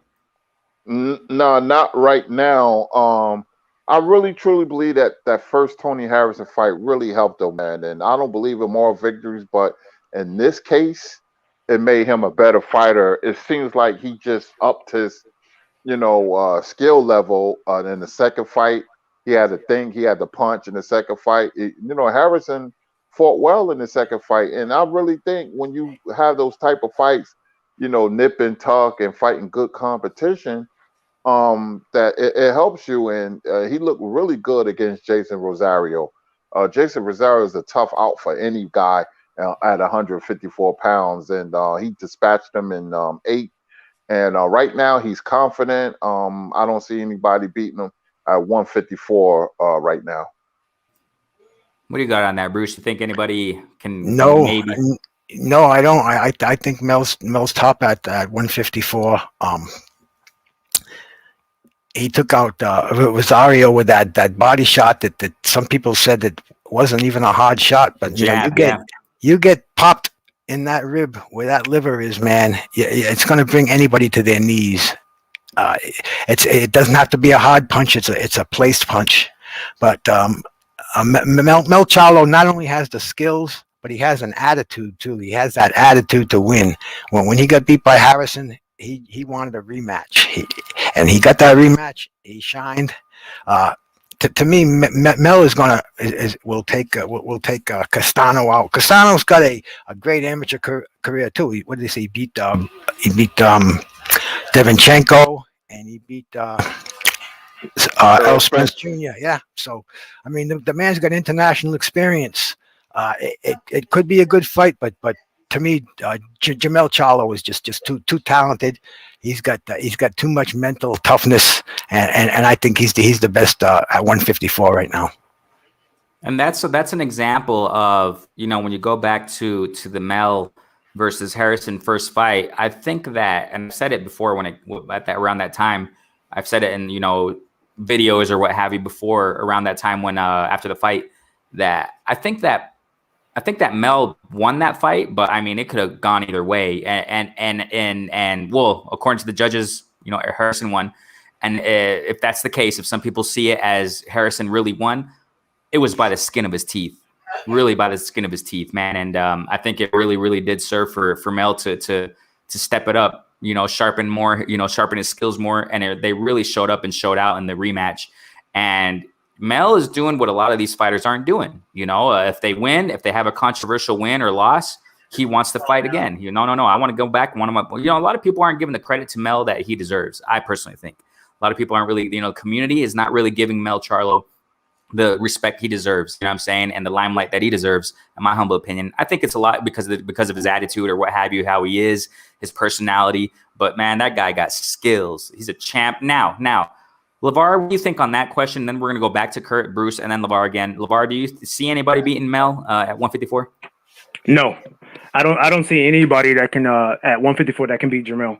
Jamel, he's on a whole totally different level, man.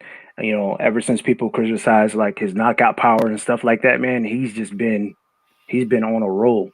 And Kurt's right, that loss to Tony Harrison woke the beast. It woke the beast, so that when he went back to the drawing board, he said, okay, I got to switch up some things. But I really don't see anybody beating him. I think he'll defend the belts a couple of times, and if there's no top level competition out there, maybe I can see him moving up to 160. And the thing here is that, going back to that, I mean, those are iconic for Mel when he rematched Harrison. And even in the first fight, Harrison's a really skilled boxer, man. That guy can box. He's a really high IQ boxer in that ring. You know what I mean? And in the rematch, man, Mel grew from the first fight. He knew how to capitalize on Harrison's, weaknesses as far as being open in certain moments. Boom, and then it was over. You know what I'm saying? And my next question here, we'll go to Kurt and then we'll go to Bruce and LaVar. My next question here is this.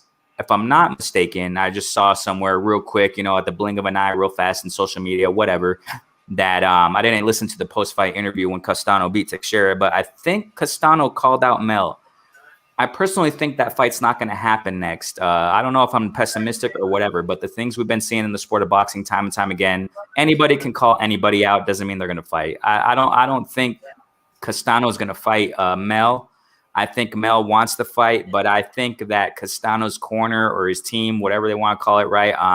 They're going to probably tell Castano to fight someone else first and then go for Mel. I mean, I think the fight has to happen, but I just don't see it happening next. What do you think, Kurt? I'm going to tie this into boxing. I'm a diehard Yankee fan. Yankees are very huge over here in New Jersey and New York. Huge. Yankees are everything. When the Yankees make the playoffs and they don't win the World Series, the whole season is a bust. And the reason I'm saying this because I'm spoiled. Yankees have 27 World Championships. They haven't won since 2009. When the Yankees lose in the playoff, people start jumping off the Brooklyn and Manhattan Bridge. Really, especially when they lose to the Red Sox. Seriously, they can't take it. The reason I brought that up, I'm making an analogy. The reason I brought that up, I'm spoiled to seeing the Yankees. I'm a diehard Pittsburgh Steelers fan. A lot of people don't know I'm a huge soccer fan. Huge. A lot of people don't know that. I root for Brazil. You know, I've been a soccer fan since I was 11 years old, watching the Cosmos Pele at the end of his career, and Franz Beckenbauer and Giorgio Canaglia and all my Ecuadorian, Colombian friends. They be like, Anderson, you like soccer too? I'm like, yeah. And they shocked. Yeah, I said, yeah, I do. You know, but anyway, in boxing, I'm very spoiled. And like I said, I'm doing anniversary shows on the Three Wise Men. I'm going to do an anniversary show with Fredo Gomez and Salvador Sanchez that took place on August 21st, 1981. 3 weeks after that fight, my father said, we're sitting there watching Sanchez knock out Gomez. And my father said, you know what?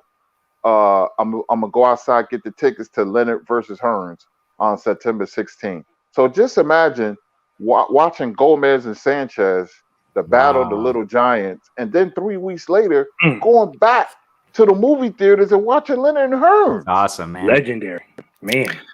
That's what I'm saying. I was right there. I was right there with you, brother. And yes, I'm indeed, spoiled Bruce. too. I am so spoiled too. Now, my friends, they say, Kirk, man, you rough on today's boxers.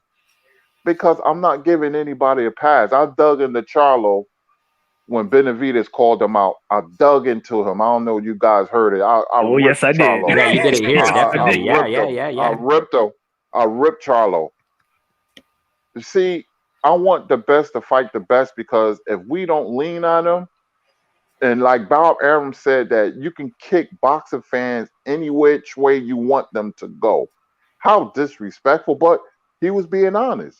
The boxing fans are idiots, because if we supposed to put pressure on the fight to get made, and they say pressure busts pipes, and if we don't put pressure, they will fight nobodies, mandatories, guys from Eastern Europe you never heard of, and you know, they would get good paydays and wouldn't care. And they said, man, Kurt, you rough on everybody today. Because I want them to fight the best. We can listen, fighters today can fight. They can't fight like yesterday, because it becomes a question of character of men. But if they fought each other, we can have a golden era. Can you imagine Teofimo versus Ryan Garcia? Ryan Garcia versus Devin Haney. Tank Davis versus Teofimo. Lomachenko rematch with Teofimo. Lomachenko against Devin Haney. You see where I'm going? That's a golden age. Beterbiev versus Canelo. Berlanga versus Benavidez. Bivol versus Beterbiev. You can mix it up, and you can have great fights.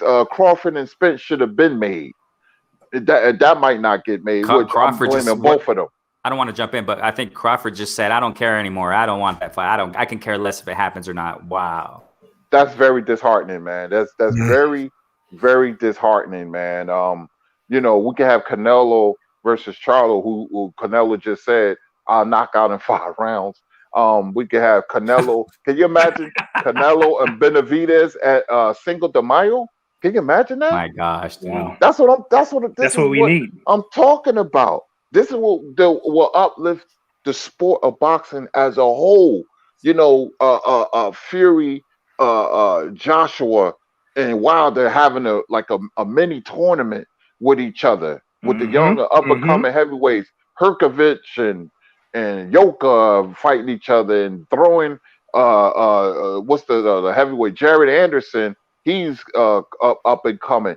You can make these fights. Now I'm happy about the Du Bois and who's that Joyce fight, because those are the kind of fights that we need. They and I congratulate both men, but we can have a golden era in many divisions, but that's not the case.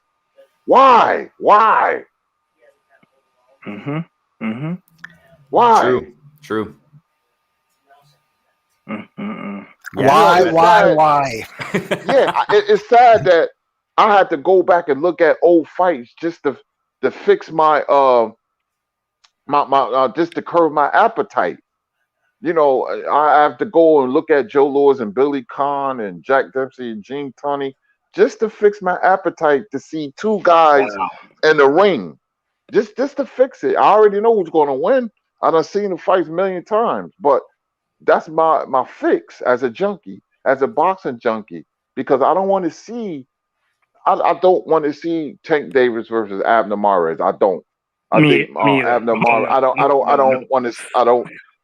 I don't think it's a good. I want to see good matchups, man. I want to see matchups. We'd be like, wow.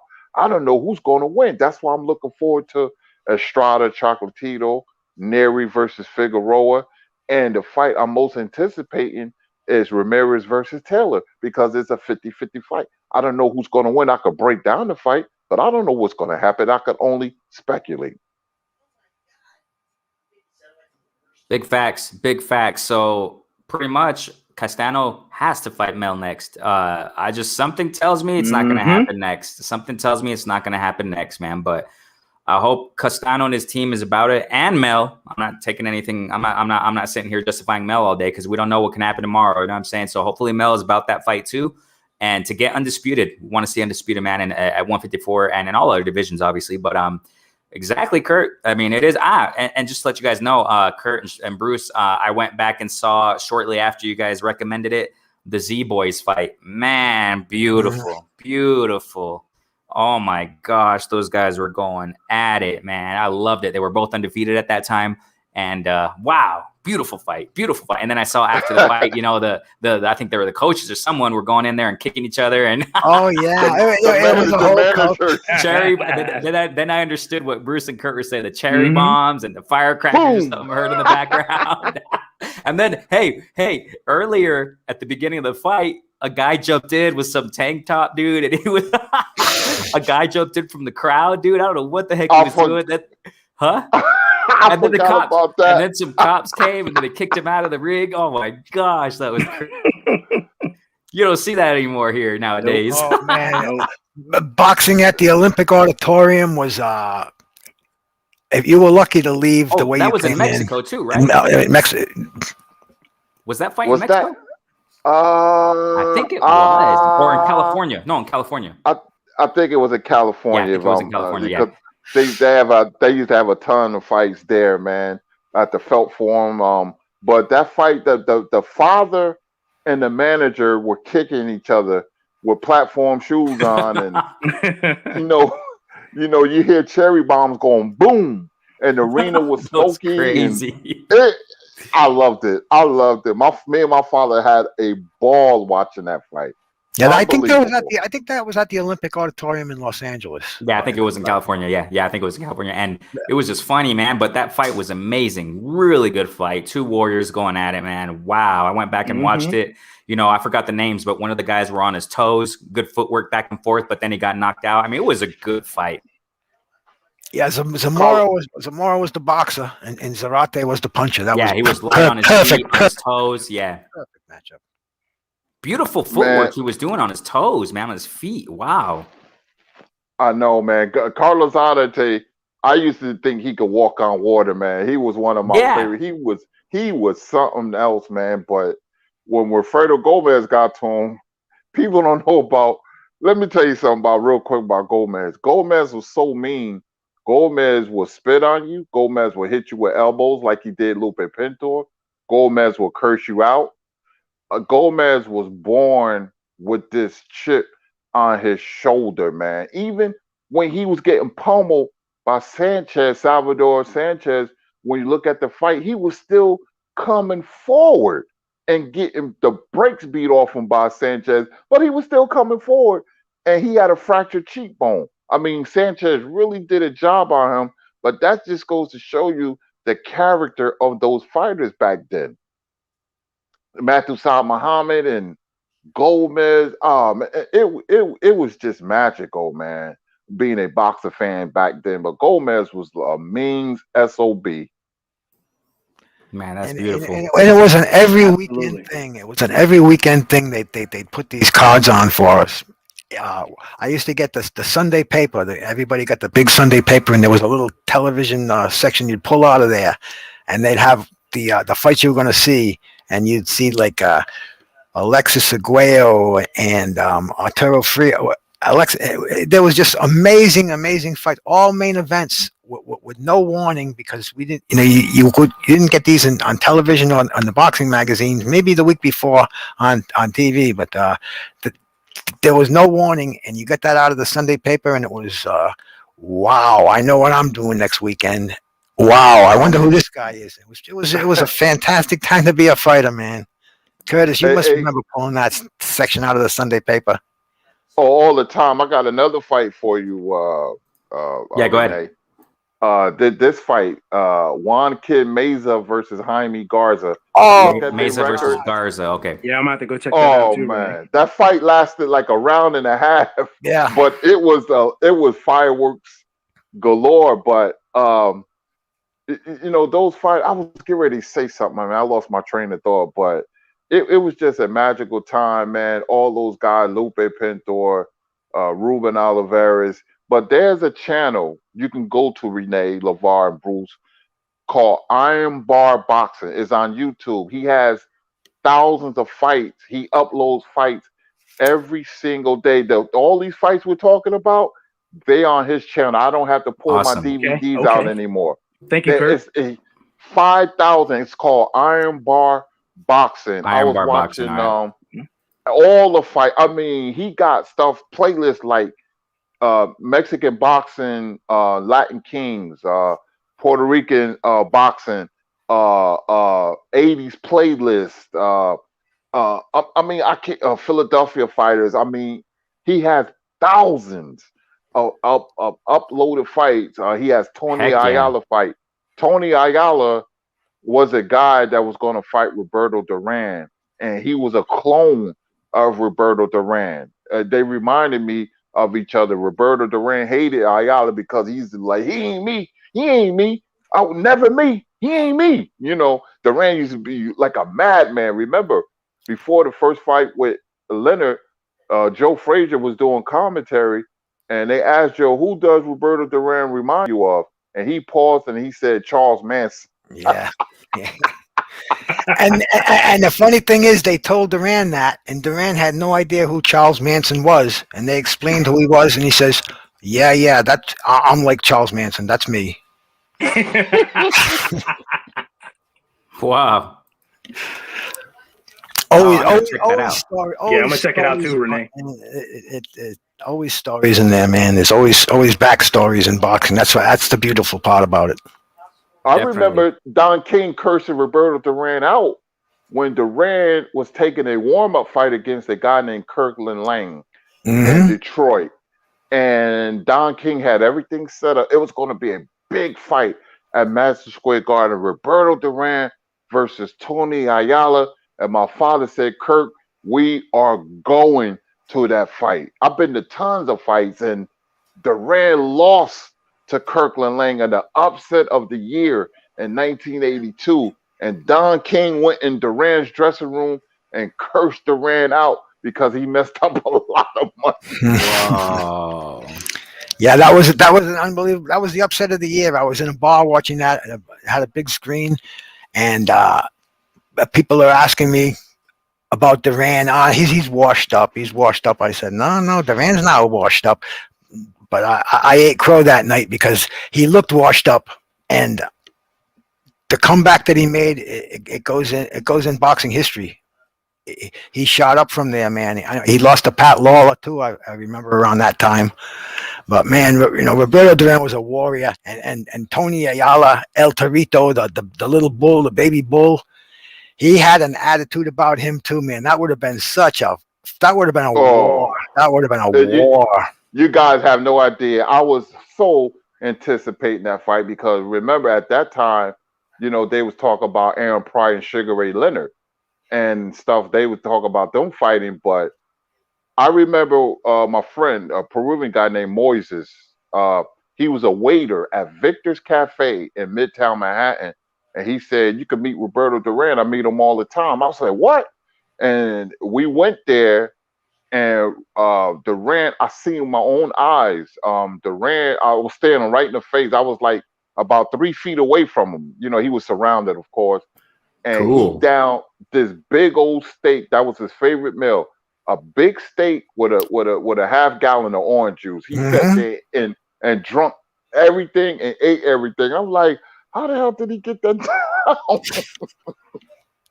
And, Oh, and it was and that's what he blamed for the no mas, eating that big right. steak and chugging down a half a gallon of orange juice before the fight. That was his favorite meal, and he said he'll never go hungry again. So it was personal to him. A lot of people didn't understand that, and I remember when Durant used to sing. You remember that, Bruce? Yes, I You ever do. seen him sing? Yeah, Yeah, Durant. yeah, Yeah, dude. Durant had a connection with New York that was unbelievable. You know who they had come to my town? Not even a half a mile from where I lived. They had Joe Frazier and the Knockouts come there in about 1977. Now that's a man who could not sing, Oh no, him or Larry Holmes? No, they couldn't. but No, it was a no. trip. It was a trip. I met his hand. I met him. I shook his hand and got his autograph. And man, he looked like the pimp that night, dude. He was pimped out to the max. He had his fur coat on. He had a gold chain on that would have knocked out 10 people if he swung it around. But it was a fantastic memory, man. Joe Frazier in the Knockouts, and he got back in the ring after that too. And he said he was going to do it. He said, yeah, I'm coming back. I'm coming back. And he did. He fought Jumbo Cummings, who was it was a crazy fight, but draw. And Jumbo was a big ex-con from Chicago. But that's just one of those memories, Kurt. I had to throw that in there, brother. Absolutely, man. But meeting and seeing Duran, man, I didn't even blink. I was like, I'm staring at Roberto Duran. Unbelievable, man. I got so many stories, man. It's it was I was just at the right place at the right time. Like I said, at that time, New York and New Jersey was on fire with boxing, man. Boxing was so big. I remember in Newark, they had a RV that was made out of a boxing gym because at that time the little kids you had Pop Warner football, the junior state Colts, which I played, and Little League baseball, Kiwanis. You had you had things to do as a kid. The boys club when I saw Julius Irvin and Earl of Pearl Monroe, and then we go buy a jelly donut for a dime at Janelli's next door. Those are my memories as a kid. There was boxing gyms. Lou Costello, the star, he was a Golden Gloves fighter. He had a gym named after him in Patterson. That's where he's from. You had Lenny Shaw. That's the gym I was from. And you had Silk City. You had so many boxing gyms. But in Newark, you had an RV. So when you got finished playing football, like practice, there was an RV. They used to open the door, and you see a little ring in there. You see boxing gloves, and that was to lure you into the boxing club. And the little kids we was fanatic because we used to lined up. Oh, I want to go in the truck. I want to punch the bag. That's how it was in the 80s.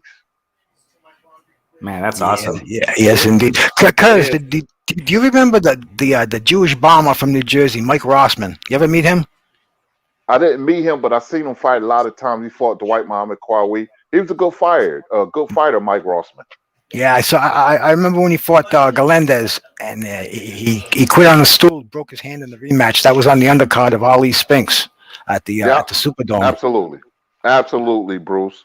I love talking to Bruce, man. This is great boxing talk because memories, man. But that's when the light heavyweight division, Marvin Johnson and Victor Galindez are all-time classic fights. Galindez was a tough guy.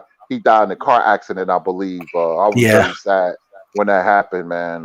With Victor Galendez Galindez. was tough. He was tough. That's about what you could say. And he was one of those Saturday afternoon warriors who always came up and fought somebody, Richie Cates, and oh man, he was a tremendous warrior, and he was from that Argentine tradition.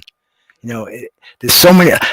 I go back to Nicolino Locho, but I go back to Oscar Bonavina. He was a tough heavyweight back in the '60s, and man, Carlos Monzon, Hugo Coro. Argentina's got a plethora of talent. You want to study some fighters? You just take a look at the Argentine boxers, and that's why Castano had no problem getting sparring down there, whereas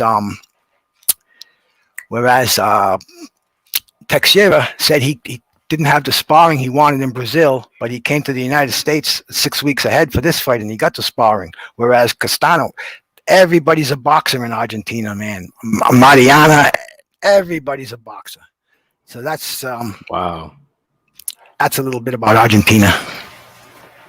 That's awesome, man. I mean, I love it. I love hearing you guys, man. I love it. Let me get to the comments real quick. Yeah, let me get to the comments real quick. Boricua, Zionist Nation, I see you, man. Thanks so much for jumping in, family. Thanks so much. We got JC jumping in. We got Rim 8783. Thanks so much for jumping in, family. You guys are awesome, man. Thanks so much for jumping in. Real quick, guys, I want to get to the next fight here. Because there are so many fights, bro. I mean, oh gosh, so many fights that happen here. We got, look who's in the building, man. We got Stormy B, man. OG, Professor, what's going on? Salute, you two old relics. He said, you two old relics. Y'all invite Salute there, you young whippersnappers. You're going to be joining us soon. If you're lucky, man. Oh, we would already have me and Stormy the same age. Oh dear. Well, he should be up here with us then, man. Oh no, get that walker out and get up here. We would already have him here. It's just that we would already have him here. It's just that I think he's working a little busy, but man, next show we'll definitely have him on, man. You let me know, Stormy B, man. You already know, bro. I just throw them links out. And definitely, man, I'd love to have Stormy B always, of course. I love Stormy B, man. He's about the third site that I went to since I've been coming on here, man. I've been screwing with Stormy for a while now, man. He's got a heart. He's got a brain. He's articulate. I love all his shows. I love the Chop Sessions. I love the Tuesday nights, and especially the Wise Men with Kurtis and Scrapbook. Oh, man. Speaking of that, shout out to my brother Stormy B, man. Yeah, definitely, man. Shouts out to our guy there. Go subscribe to Stormy B, man. Speaking of that, Bruce, what you guys were referring to, we mentioned a little earlier in the show today that the Druth Titan, man. I saw Scrapbook jump in there and I said, hey, Scrapbook, we missed you on Three Wise Men, man. I miss you, man. And he said he's coming back soon, so hopefully, man, he's going to be back on the Three Wise Men. I don't know when. I'm sure he's going to arrange his times, but man, I just want to hear him, Kurt, and Stormy together. Oh my gosh, love it. So yes. Go ahead, Kurt. We're gonna. I think he's be back for Ali and Frazier. We're doing a special anniversary show because it will be 50 years. 50 Come years. on, is that next month? Next month, yeah, 50 years. Yeah, March 8, 1971. 50 Wow. years. Scrap will be back. Amazing. Yeah, we're gonna do Chavez and Taylor anniversary. Meldrick Taylor. Day. Yeah, man, Chavez. That was right after Tyson Douglas. We're gonna do Ali and Liston next week. The first fight was February 25th, 1964. So we're gonna do a lot of anniversary shows. We're gonna do Leonard Hearns later on during the year, but Scrapbook should be back for that show. He should be back. Yes. Heck yeah, man. Can't wait. I know, dude. Heck yeah, man. Stormy B, man, sitting there laughing away.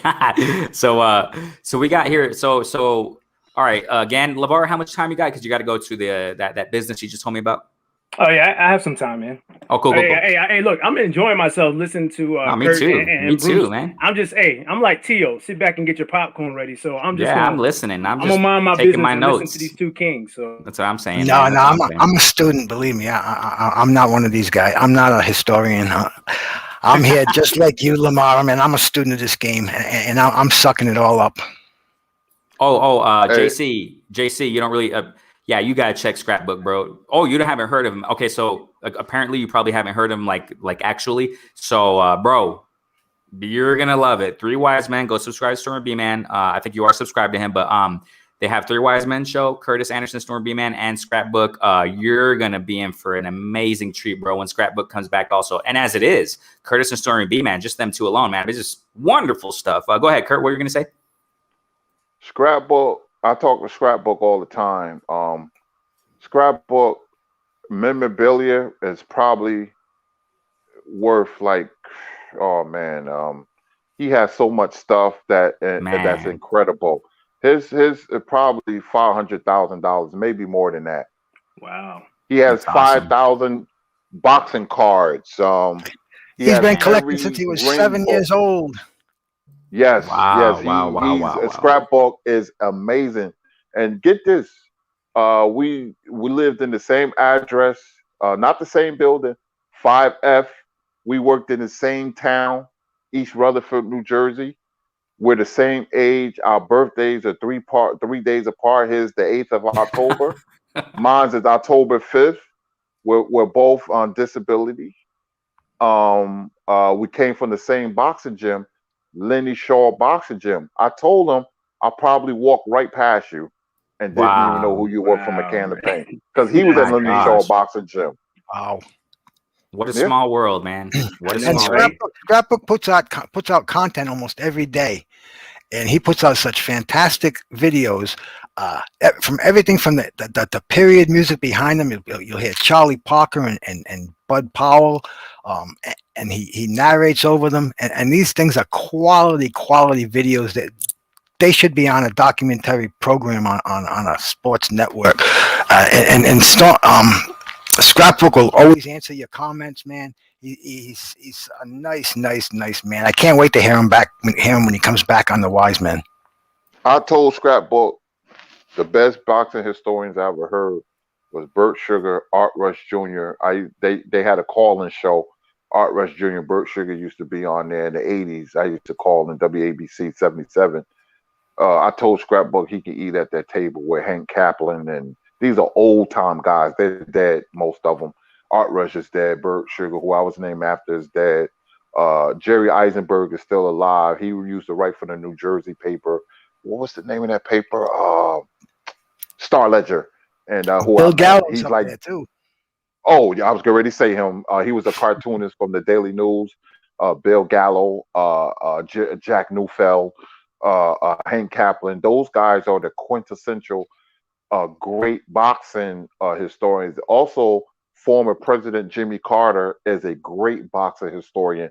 A lot of people don't know that.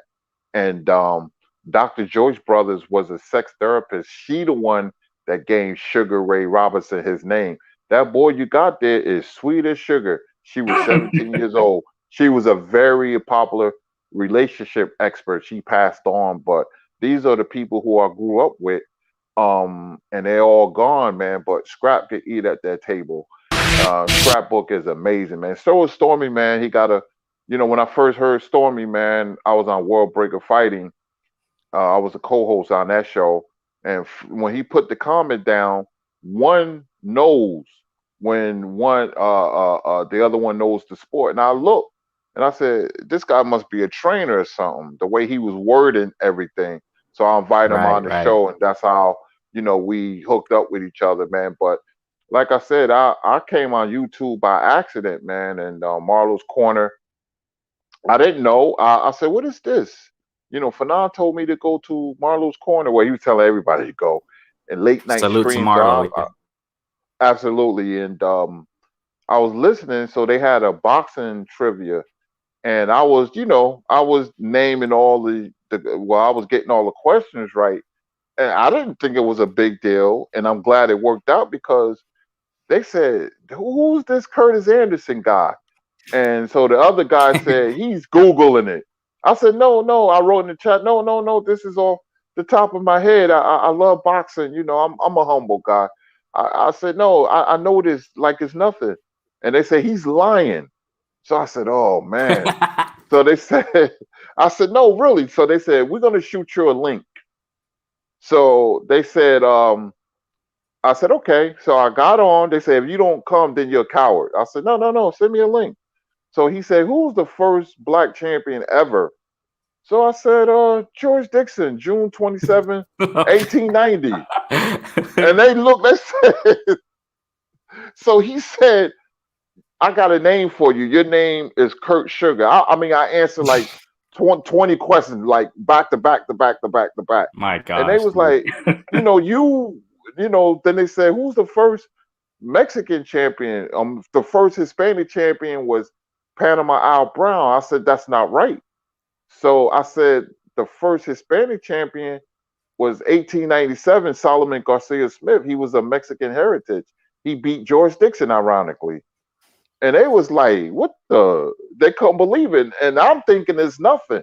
But I was telling them my background. I said, well, I learned from my father and my uncles. They was all boxing historians. And it was just instilled in me. So, and then Blood heard all this, Blood boxing. And he said, I'm looking for Kurtis Anderson. I'm looking for him. Like a gunslinger or something. And people was telling me Blood is looking for you. I said, who's that? I never heard no Blood box. They said, you must be new. I said, yeah. And I seen all these channels pop up. And after that, man, I did the 81 heavyweight series with Blood. You can go back and look at it. Then my name took off. Everybody knew who I was. And I'm just glad to be a part of a community. That's all. Love it's an it. honor. It's an honor. Yeah. Definitely, man. I love it. Look, if I can drop another name in here too, who I always used to see at ringside. He was an artist. His name was Leroy Neiman. He would do all the big fights in New York, and he'd paint them. He'd paint fights while they were going on. Yes, if you indeed. can, you ever search out some of his paintings? And he Yes, was indeed. right, total classic. And he was right there. He was right at the table, Curtis. He was right at the table. Yep. Painting the pictures. And Yeah. remember when Ali and Frazier went going on, you know who's the ring photographer, right? Frank Sinatra. Frank Sinatra, and the commentary was Burt Lancaster. Now, people who don't know Frank Sinatra and Wow. Burt Lancaster was the guy at that time. He was one of the biggest movie stars in the world. Bruce could tell you that because I'm into movies. I'm into the William Holdens and the Dana Andrews, and I'm an old time guy. Claude Rains and James Cagney. I love those. He was in the original Gunfight at OK Corral with Kirk Douglas. So that's how big he was. Movie. Yeah, that's a classic. Dude, we're a couple of classics anyway, so I think everything we've done is classic by now. Yeah, Burt Lancaster was huge, and Frank Sinatra. What can you say about Frank Sinatra? My favorite song, "It Was a Very Good Year" by Frank Sinatra. I could listen to that song all day. But Frank Sinatra helped a lot of fighters, and Joe Louis, when he couldn't go in the front door, Frank Sinatra said, "If I say he can go in the front door, he could go in the front door. And if you didn't listen to Frank Sinatra, you was going to get a visit." Because he was, let's be honest, he was connected. Frank did not play. He had a lot of power, a lot of powerful friends. Black fighters couldn't go into certain hotels. And he said, if Frank said, no, he ain't going through no kitchen. This is Joe Louis or whoever. He was going through the front door. They was like, okay, Frank, whatever you say. That's how much power he had. Bruce can tell you. I'll tell you something. Back in 1971, I was working up in a place called Federal Hill in Providence, an Italian neighborhood, very high-class restaurants. Frank Sinatra was playing at the Providence Civic Center, and he'd always order food from this place called Camille's Roman Gardens. Anyway, he ordered soup, and they would send him all the food in the original pans that they cooked it in. And they would charge him for the pans, and he didn't care. He loved the food. He would pay. I think I delivered to the Holiday Inn, and it was already prepaid, but I think it was $12,000 for the meal that he had, including all the silverware and the cookware they'd never get back. But Frank Sinatra, what he wanted, especially in the Italian district of Providence, Frank Sinatra got. That's my point. He was huge. That's amazing, Jersey man. guy. I love it. Yeah, go ahead. No, I wasn't gonna say. No, I just said the Jersey guy. Oops, there goes another rubber. Well, that's a song called High Hopes. No, that's Frank Sinatra. Oh, that was Frank Sinatra. Yeah. Yeah, High Hopes. High Hopes. Yeah. That's the one that they sang with the in the Rocky movie when he came to the ring in the when he fought the guy who knocked out James. The guy who knocked out. My mind is going over here. But anyway, High Hopes was the one that Rocky's comeback in one of his last fights when he fought the who knocked out Roy Jones? Antonio Tarver. Antonio Tarver. Yeah, Antonio Tarver was in the Rocky movie, and that's what they sang. Yeah. They sang High Hopes when he was walking into the ring. Are you talking about Balboa, Bruce? Yeah. Because Rocky didn't even know the song, but Paulie put the song on there, and that's forever tied to boxing now. That's awesome, man. I love it. I love Frank Sinatra, man. I'm talking so much. Go ahead. I'm sorry. No, that's cool, man. It's cool. Excited, We're man. enjoying. Okay. We're enjoying, Absolutely. man. Lavar, you want to go ahead and you got to get going, right? Yeah, I do. I just want to say, Renee, thanks for having me on. And like I said, it's truly a blessing to be on here to talk to Kurt and Bruce. I really do look up to you two kings, and I just want to say thank you. And you know, I feel like I'm a lucky guy to be up here talking the sport of boxing, especially with all three of you. So I salute all three of you kings. Thank you so much. And LaVar, before you go, I'm gonna tell you something real quick. And Yes, sir. you always support, man, and we thank you for it, man. And we would be nothing without you. But I'm gonna tell you real quick. People say, "How come you know so much about boxing? What's the key?" I said, "The key is this: you never stop learning." And I learn from everybody. And people, they find it hard to believe, but I said, you never stop learning. You learn something new every day. And when I look at comments, I try not to forget, because sometimes people could say something better than you. You never get big headed. You always keep your mouth shut and your ears open. That's and facts. your mind's Thank supposed to absorb everything like a sponge, man. So I learned from you guys as well, man. Thank you. It's an honor hearing that from you. I really do appreciate all three of you gentlemen. Thank you so much. Take it safe, LaVar, Lavar. I appreciated this show too, man. I appreciate all you guys. But LaVar, man, you know, me and you been doing this from the beginning here, brother. And you know, like you said, we're brothers from another mother.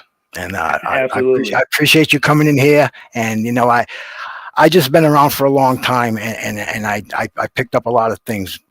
I'm no boxing historian. I'm not even in the class of these guys, but I keep my mouth shut. I keep my ears open, and I try to learn something new every day. And if I can pass that on, then I'm doing my job. Hey, Lavar, before you go, real quick. Sorry, man. Lavar, before you go, because you got to get going. You good for Thursday morning so we can chop up Burchell and Valdez? Oh, man. Oh, absolutely. Most And definitely. Kurt and Bruce too. We're going to continue right now the show. I mean, those who are tuning in, y'all are jumping in the building, man. I see you, DT. Never seen you before. Go ahead and subscribe, man. This is just a platform. We speak the sport of boxing. We love it, and that's what it is. Simple as that, DT. Thanks so much for jumping in. First time seeing you. Thanks so much, man. Go ahead and feel free to subscribe and to share, man. You got some amazing content here, man. You got some great, special guests, honorable guests, Kurt Anderson, Absolutely. Bruce Goes and Lavar, man. DT, this is where it's at, bro. So yeah, Lavar, Thursday morning, right? Yes, Thursday morning. I'll be here. And once again, y'all gentlemen, y'all kings, have a great day. And I'm gonna be listening while I'm traveling, Renee. So I don't want you to think that I'm skipping out. So thank you, kings, so much. God bless you, bro. Absolutely. God bless you. God bless you. So yeah, I love God it. Just love hearing you guys, man, and go back in history. It takes me back to those days, even though I probably wasn't born in those days, but it takes me back. You know what I'm saying? Because I just love it, man. So guys, did you guys see Commey versus who did he fight, man? Marinez. He fought Marinez like Marinez owed him a paycheck. Yes, sir. I call that fight wrong. Me too. Hey, wait, like I said, Bruce, the thumbnail I did it before the fight. I mean, I did it before the fights went off, I think on Friday or something like that. I talked to Lavar, chopped it up with him. I said, hey, Lavar, how about we do a post fight? I even shout out to, I even reached out to Kurt. Oh, it looks like Kurt cut off. I hope he'll be back right now. But I even reached out to Kurt, said, hey, Kurt, even you, Bruce, I sent you an email. And I did the thumbnail thinking that Marinez was going to win. And I mean, I was wrong. So, Bruce, what do you got on that fight first? And we'll go to Kurt. What did you think about the Commey versus Marinez fight?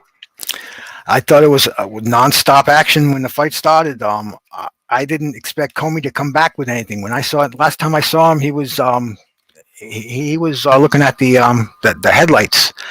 He was staring at the lights, and Marinez I thought would come back with a vengeance because he just got burnt. Yeah, me too. With a fight that I thought he won. And no, we all knew who won that fight, bro. Definitely. Yeah, absolutely. But Commey was in charge. He looked like he was mean. He had bad intentions on his punches. He was hurting him every time he hit him, and it was a nice way to end the night. It was a good fight, and I see I see Commey coming back now for a title shot. He's in that hot division. He's got a name. You can't make a bad fight there if you try a little bit. And he's in the mix now, and I just want to see where it takes us. What do you got on that, Kurt? Commey versus Marinez. I kind of knew Commey was going to knock out Marinez. Marinez from the Robert Garcia Boxing Academy. Ellie Sockbach goes live from there. So I was looking at him. He didn't punch hard enough for Commey. Commey didn't respect him. Marinez had like 7 knockouts and 19 wins. And Commey he's overly aggressive. All Marinez had to do was time Commey, because Commey has a flaw. Yes, you saw it in the Teofimo fight. They broke it down. Mm-hmm. His head is right there on the line when he throws his right hand. His right hand is not short. His right hand is long. So you can counter Commey, but Marinez was backing up, and he should have stood his ground and threw a short right hand. That punch that Teo hit him with, Teo timed him perfectly. Mm-hmm. That's why he was able to knock out Commey. That's his flaw, and he has to fix that flaw before he gets in the ring with a contender. I would love to see Commey fight Nakatani. If Nakatani doesn't get the Lomachenko fight, I would love to see Nakatani and Commey. That would be a very good fight for ESPN. You got to make that fight. Commey is not a bad fighter. He's a power puncher. But I notice African fighters, they have a habit of pushing their right hand. Ike Corte was like that. Richard Commey was like that. I think Wilder, right? African Also, fighters. Wilder, yeah, they sometimes they push their right hands, and you can time them. And Commey has that flaw. He should shorten up on the right hand. It's powerful. He got Marinez out of there. I thought Marinez would perform a little better though. He couldn't see that right hand coming, but Commey, he looked pretty good. He's a knockout artist. I mean, he has 27 knockouts in 30 fights, 3 losses. So he's dangerous. If he hits you that right hand, he's gonna hurt you. But I just feel that he's overly aggressive. A good fighter would beat him, but I want to know, and I'm very interested who they're gonna match Commey up with. So keep your eye on that. I would love to see him in Nakatani fight. That would be a very, very good fight for both fighters. So let's see what happens next for Commey. That's actually what I was going to mention. Exactly that. After seeing Commey perform against Teofimo, I noticed that big flaw, how he kind of keeps himself open when he throws those rights, kind of relies a little bit too much on his power. Same thing with when he fought Marinez, kept himself quite open. And I was thinking Marinez with his boxing skills, I thought he was going to box him out a little bit more, play it smart, you know what I'm saying? But apparently, like what you were saying, I mean, the pressure was too much. Commey power was too much. And I was thinking, reflecting upon that fight, Marinez and Commey, I was thinking, I don't think, just like what you said, Kurt, a good boxer can beat Commey. I don't think Commey can take these A game fighters up in the division, man. Do you think so, Bruce? He looked good to me on Saturday night. I'd have to see him in with some better competition. He folded when he fought Teofimo, but he came right back and he got back on his horse, and he had an attitude. He went in there against Marano like he owed him money. He wouldn't take a backward step. He was moving his head. He wanted to make a statement that he was back, and he did make that statement. And I would love to see a Nakatani fight, but we were just talking about Nakatani on the last show. Yeah. And he's damaged goods. So I'm not crazy about seeing that fight. I'd like to see him, take on another tough 135 pounder. There's plenty of them out there. All they have to do is make the fight, and we'll see what happens. But Richard Commey is back on track again, and like Curtis was saying, he's far from unbeatable. But he's got a chance to make some more money and to keep his name out there, and I hope he does. So, Kurt, I know you said it already, but just to reiterate that question a little bit more, to emphasize more, like what you said earlier, like a good boxer can beat him. I don't see him beating these top champs of the division. Do you? No, I don't. His flaws on defense. Yeah. There's levels to this game in boxing, man. So when you get to the Devin Haney is a terrible matchup for him because of Haney's athleticism. You've seen what T.O. did to him already, knockout early. He need to stay away from them guys. He could be effective on a good night to beat mid-level guys. Maybe he can upset a top guy if things go right for him. He can land the right hand, but his right hand is too long, and a guy with a good fighter will see it coming. He telegraphs it, and his head is right there on the line. When you throw a right hand, you're supposed to move your head simultaneously, because you have to worry about counters. And if I see it and the ESPN see it, I know other people see it. It was easy for Teofimo to time him when you look at the fight. He saw it. He saw everything, and he needs to fix that flaw. He has a good trainer. But somebody needs to tell him, you got to shorten up on your punches and don't step in like that. And sometimes he drops his hands. So he has to fix those flaws to go to the next level. He definitely does. And the amount of fights that Commey has, I wonder if he can fix those flaws. You know what I'm saying? Maybe he's a little bit too used to his style, and definitely, higher echelon fighters, man, can easily read that. And it wasn't a coincidence. It wasn't it wasn't a lucky punch at all. No way. Teofimo read that.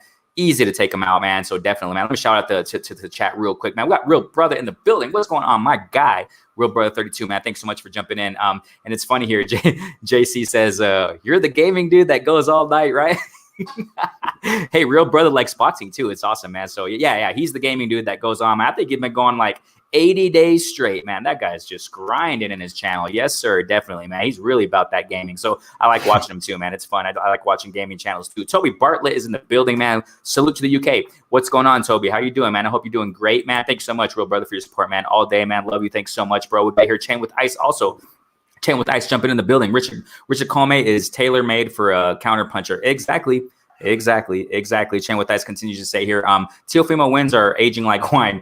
Nakatani and Richard Commey are doing good. Yeah, I mean, yeah, they are. Nakatani and Richard Commey are doing very good. And Teofimo has to get, I think, off that high horse and get back to business. You know what I'm saying? I mean, of course, he has a Kambosos fight. I get it. That's cool. But afterwards, he has to fight these top guys, man. Definitely, man. That's just my humble opinion. You know what I mean? And yeah, Commey and Nakatani, I mean, they got great options. You know what I'm saying? I mean, whether Nakatani fights Lomachenko or Commey, I think they would be great fights. You know what I'm saying? Definitely. But like what Bruce Coates says, Nakatani, he's to a certain extent, it seems like he's damaged goods, man. What do you think about that, Kurt? Because the first fight, when he fought Teofimo, he had that blood erosion or whatever they call it, right? Very dangerous injury that Nakatani had.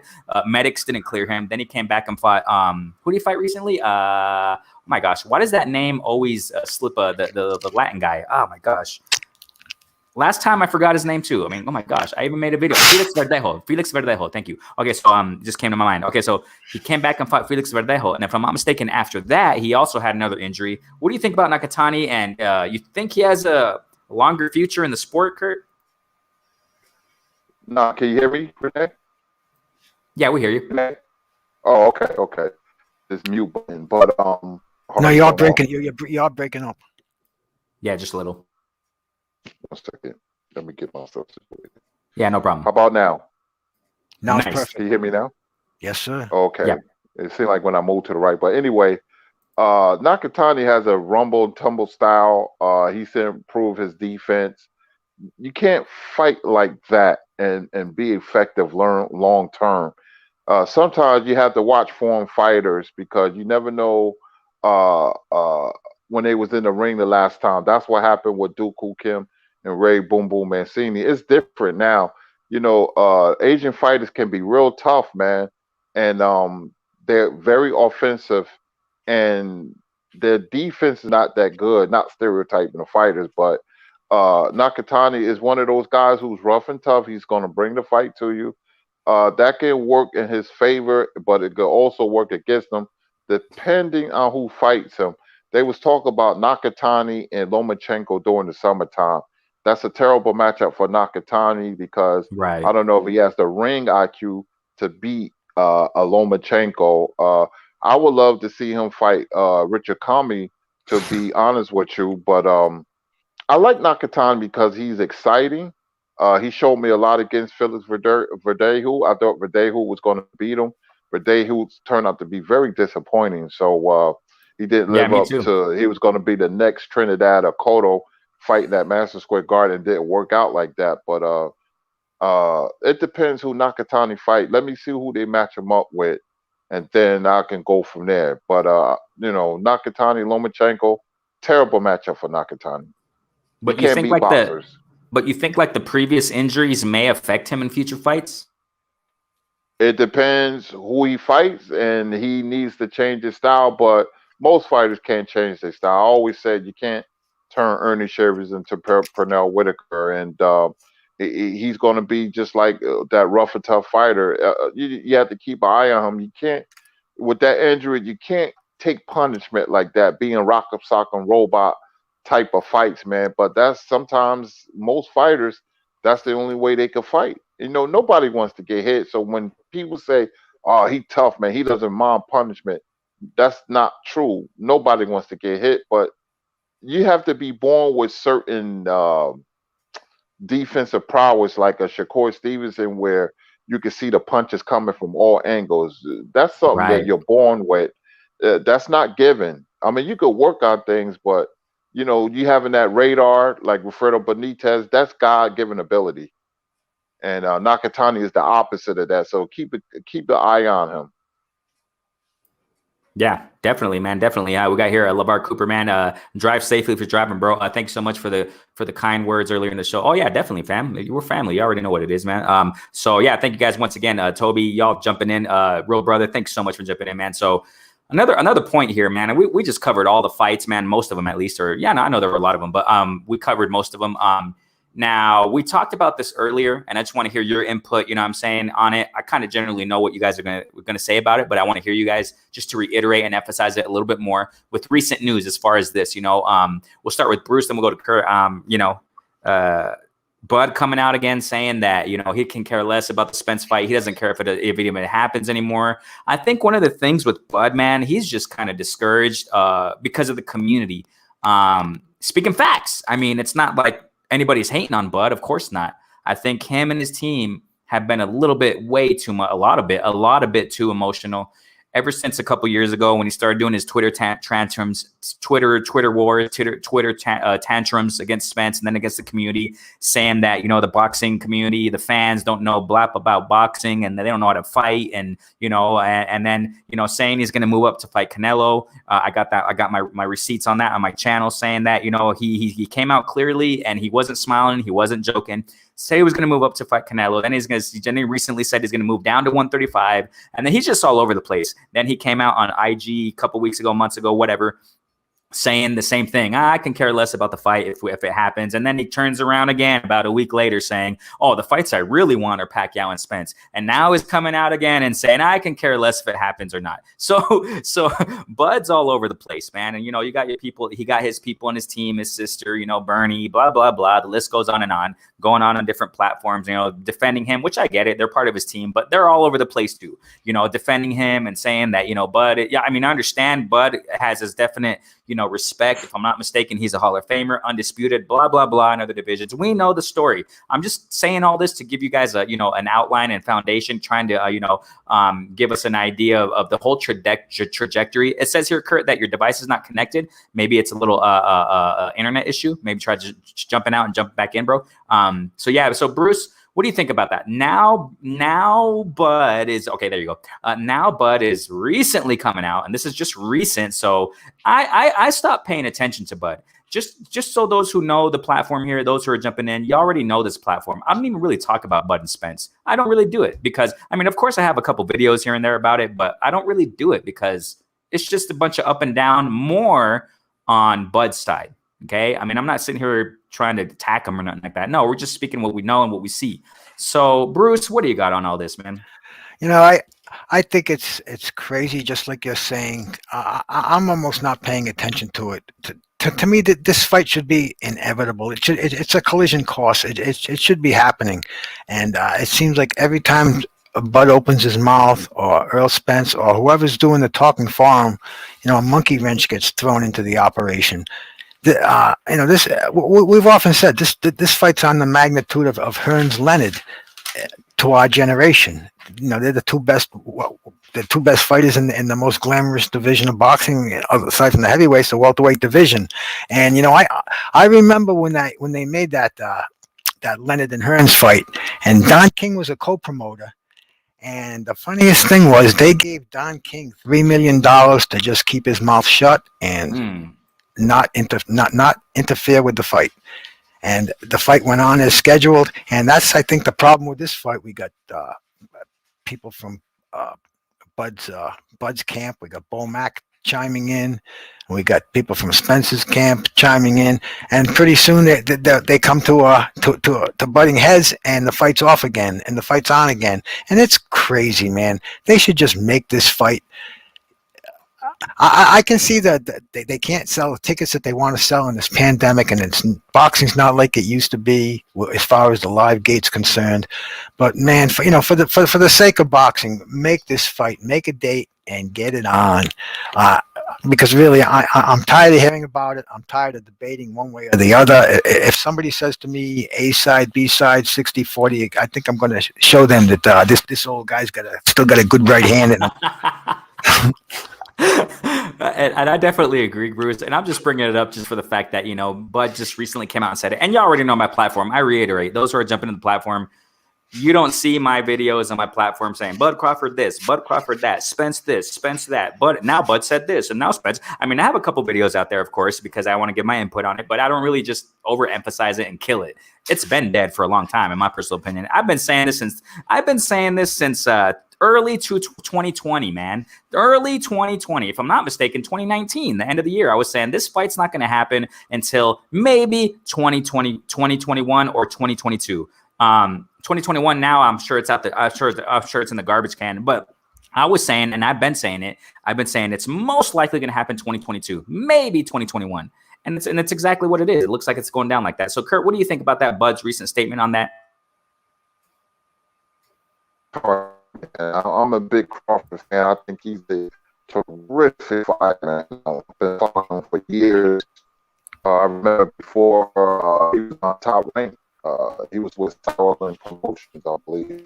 Yeah, you're still chopping up, Kurt. Yeah, just a little bit. Oh man. Oh, don't worry about it. Just go ahead and try it. Go ahead. Yeah. How about now? Yeah, you're good. You're good. Okay. I got a lean to the left, but not a problem. Crawford, I always have. He is very disheartening for him to say something like that. One of the biggest fights, if not the biggest fight in boxing. You have two top three fighters in the sport in general in the same division. The fight is a natural, and it's not going to be made, I don't think. One day I'm optimistic. I look at the water half full, and now it's half empty, and it's very discouraging. And if this fight don't happen, I'm gonna be like really, really upset. I'm going to blame both parties, not only Crawford and not only Spence, but both guys. It's going to leave a bad taste in the sport of boxing. Boxing needs this fight. It's a great fight to make. And by Crawford, I don't really like his attitude and the way he look at things. But right. Most fighters, you can't romanticize. I've been saying that the last month because they'll let you down. They're great in the ring, but they have strange quirks outside the ring. They're moody. They're sensitive. If you catch them on a bad day, asking for an autograph or can I take a picture, they may curse you. Wow, you can't approach everybody, especially these days. So, Terrence Crawford, he moves funny. That's who he is, and I understand him perfectly. I mean, I like watching him fight. I know I love watching him fight, but if I see Terrence Crawford in the mall or something, I wouldn't go up to him. I really wouldn't. Right. I don't know what would happen. He would look at you funny, and I'm not going to have it. I mean, he's a fighter, but I'm between 6'3" and 6'4", 260. But but I don't know, man. Maybe somehow, some way, the fights gets made, but I'm not confident like I was like a couple of months ago, man. I'm not. Let's see what happens if Terrence Crawford gets off top rank. Yeah, that's pretty much the next step. You know what I'm saying? That's pretty much the next step to see what his move will be, right? And definitely, we'll get into the chat real quick right here. Chilling with us, 135, 108 is better than 147. Yeah, right. 108, wow, they have men that small. Yeah, they do. They do have people that small. And I think in the women's division, also in women's boxing, I'm sorry, they cut down to the weight, though they probably walk around 130. Oh, okay, I got you. So we got here Toby Bartlett saying here, Bruce Goes, salute, bro. I agree totally. Fed up with the hearing about it, make the fight or shut up. That's facts. Too many people with opinions about it. Yes, that's facts. I mean, and there are other topics out there too. There are other topics out there and platforms that are it's just a little bit too much. You know what I'm saying? And I do not talk too much about it. I mean, you already know my platform. I reiterate that one more time because this is not the platform where we speak 5 hours about it. You know what I'm saying? I just want to get their quick input and boom, let's move on. You know what I'm saying? And yeah, definitely. You're right, Toby. And other topics, I reiterate. Other topics like day after day after day after day after day after day, they're saying the same thing. It's like, okay, I'm done with that. I want to focus more on more concrete fights that are really going on. And like we just did today, we're going on about 2 hours and 40 minutes, mostly about fights that just happened. So definitely, man. So we got here 10 with Ice Rommel. Yeah, mostly folks from countries where they were nourished, but check out 108. It's good. Okay. So, man, Bruce, Kurt. Are you guys cool? I mean, I understand, Kurt, you got business to handle and stuff like that. But if you can't, I understand. Thursday, we're thinking about going live to break down Burchell and Valdez, man. Yeah, I'm on board, man. Thursday, just send me a link and I'll jump on. I'm really looking forward to that fight. Oh my gosh, dude. I know I can go on another at least an hour with you guys at least right now. But yeah, I want to save that till Thursday. That's going to be wonderful fireworks, ladies and gentlemen. That's what I'm saying. At the same time, I know that there are a lot of fights that are not happening, but at the same time, I know there's some great fights out there, man. So Bruce, you good for that Thursday morning?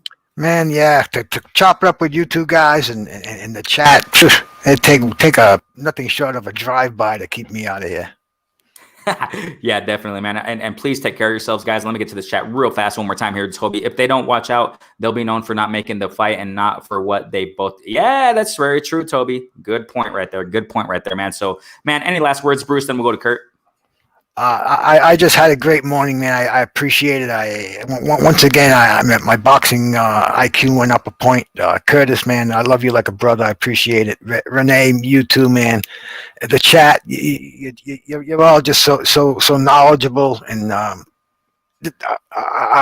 really appreciate you having me in here. And God bless you all. I'm sure I'll see you in other chats.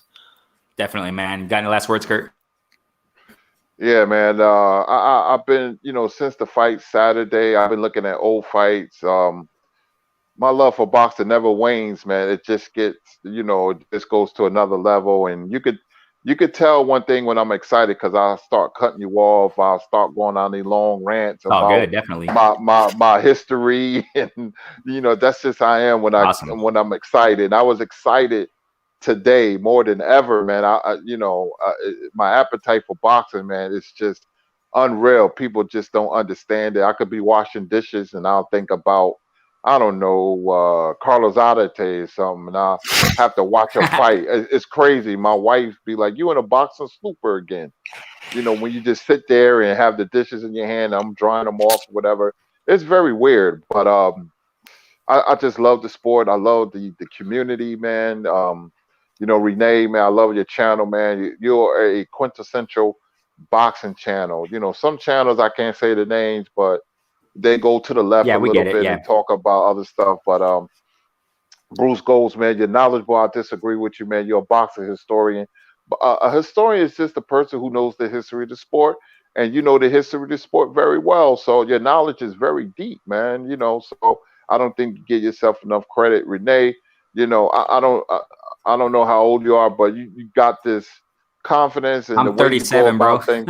37. There you go. And I since day one, I always liked what you was about, man. That's why I'm always on your show. I don't mess with everybody because it's not real boxing, but this channel, it's a really, really good channel you got here, man. So be proud of yourself, man. And chat, thank you for your support.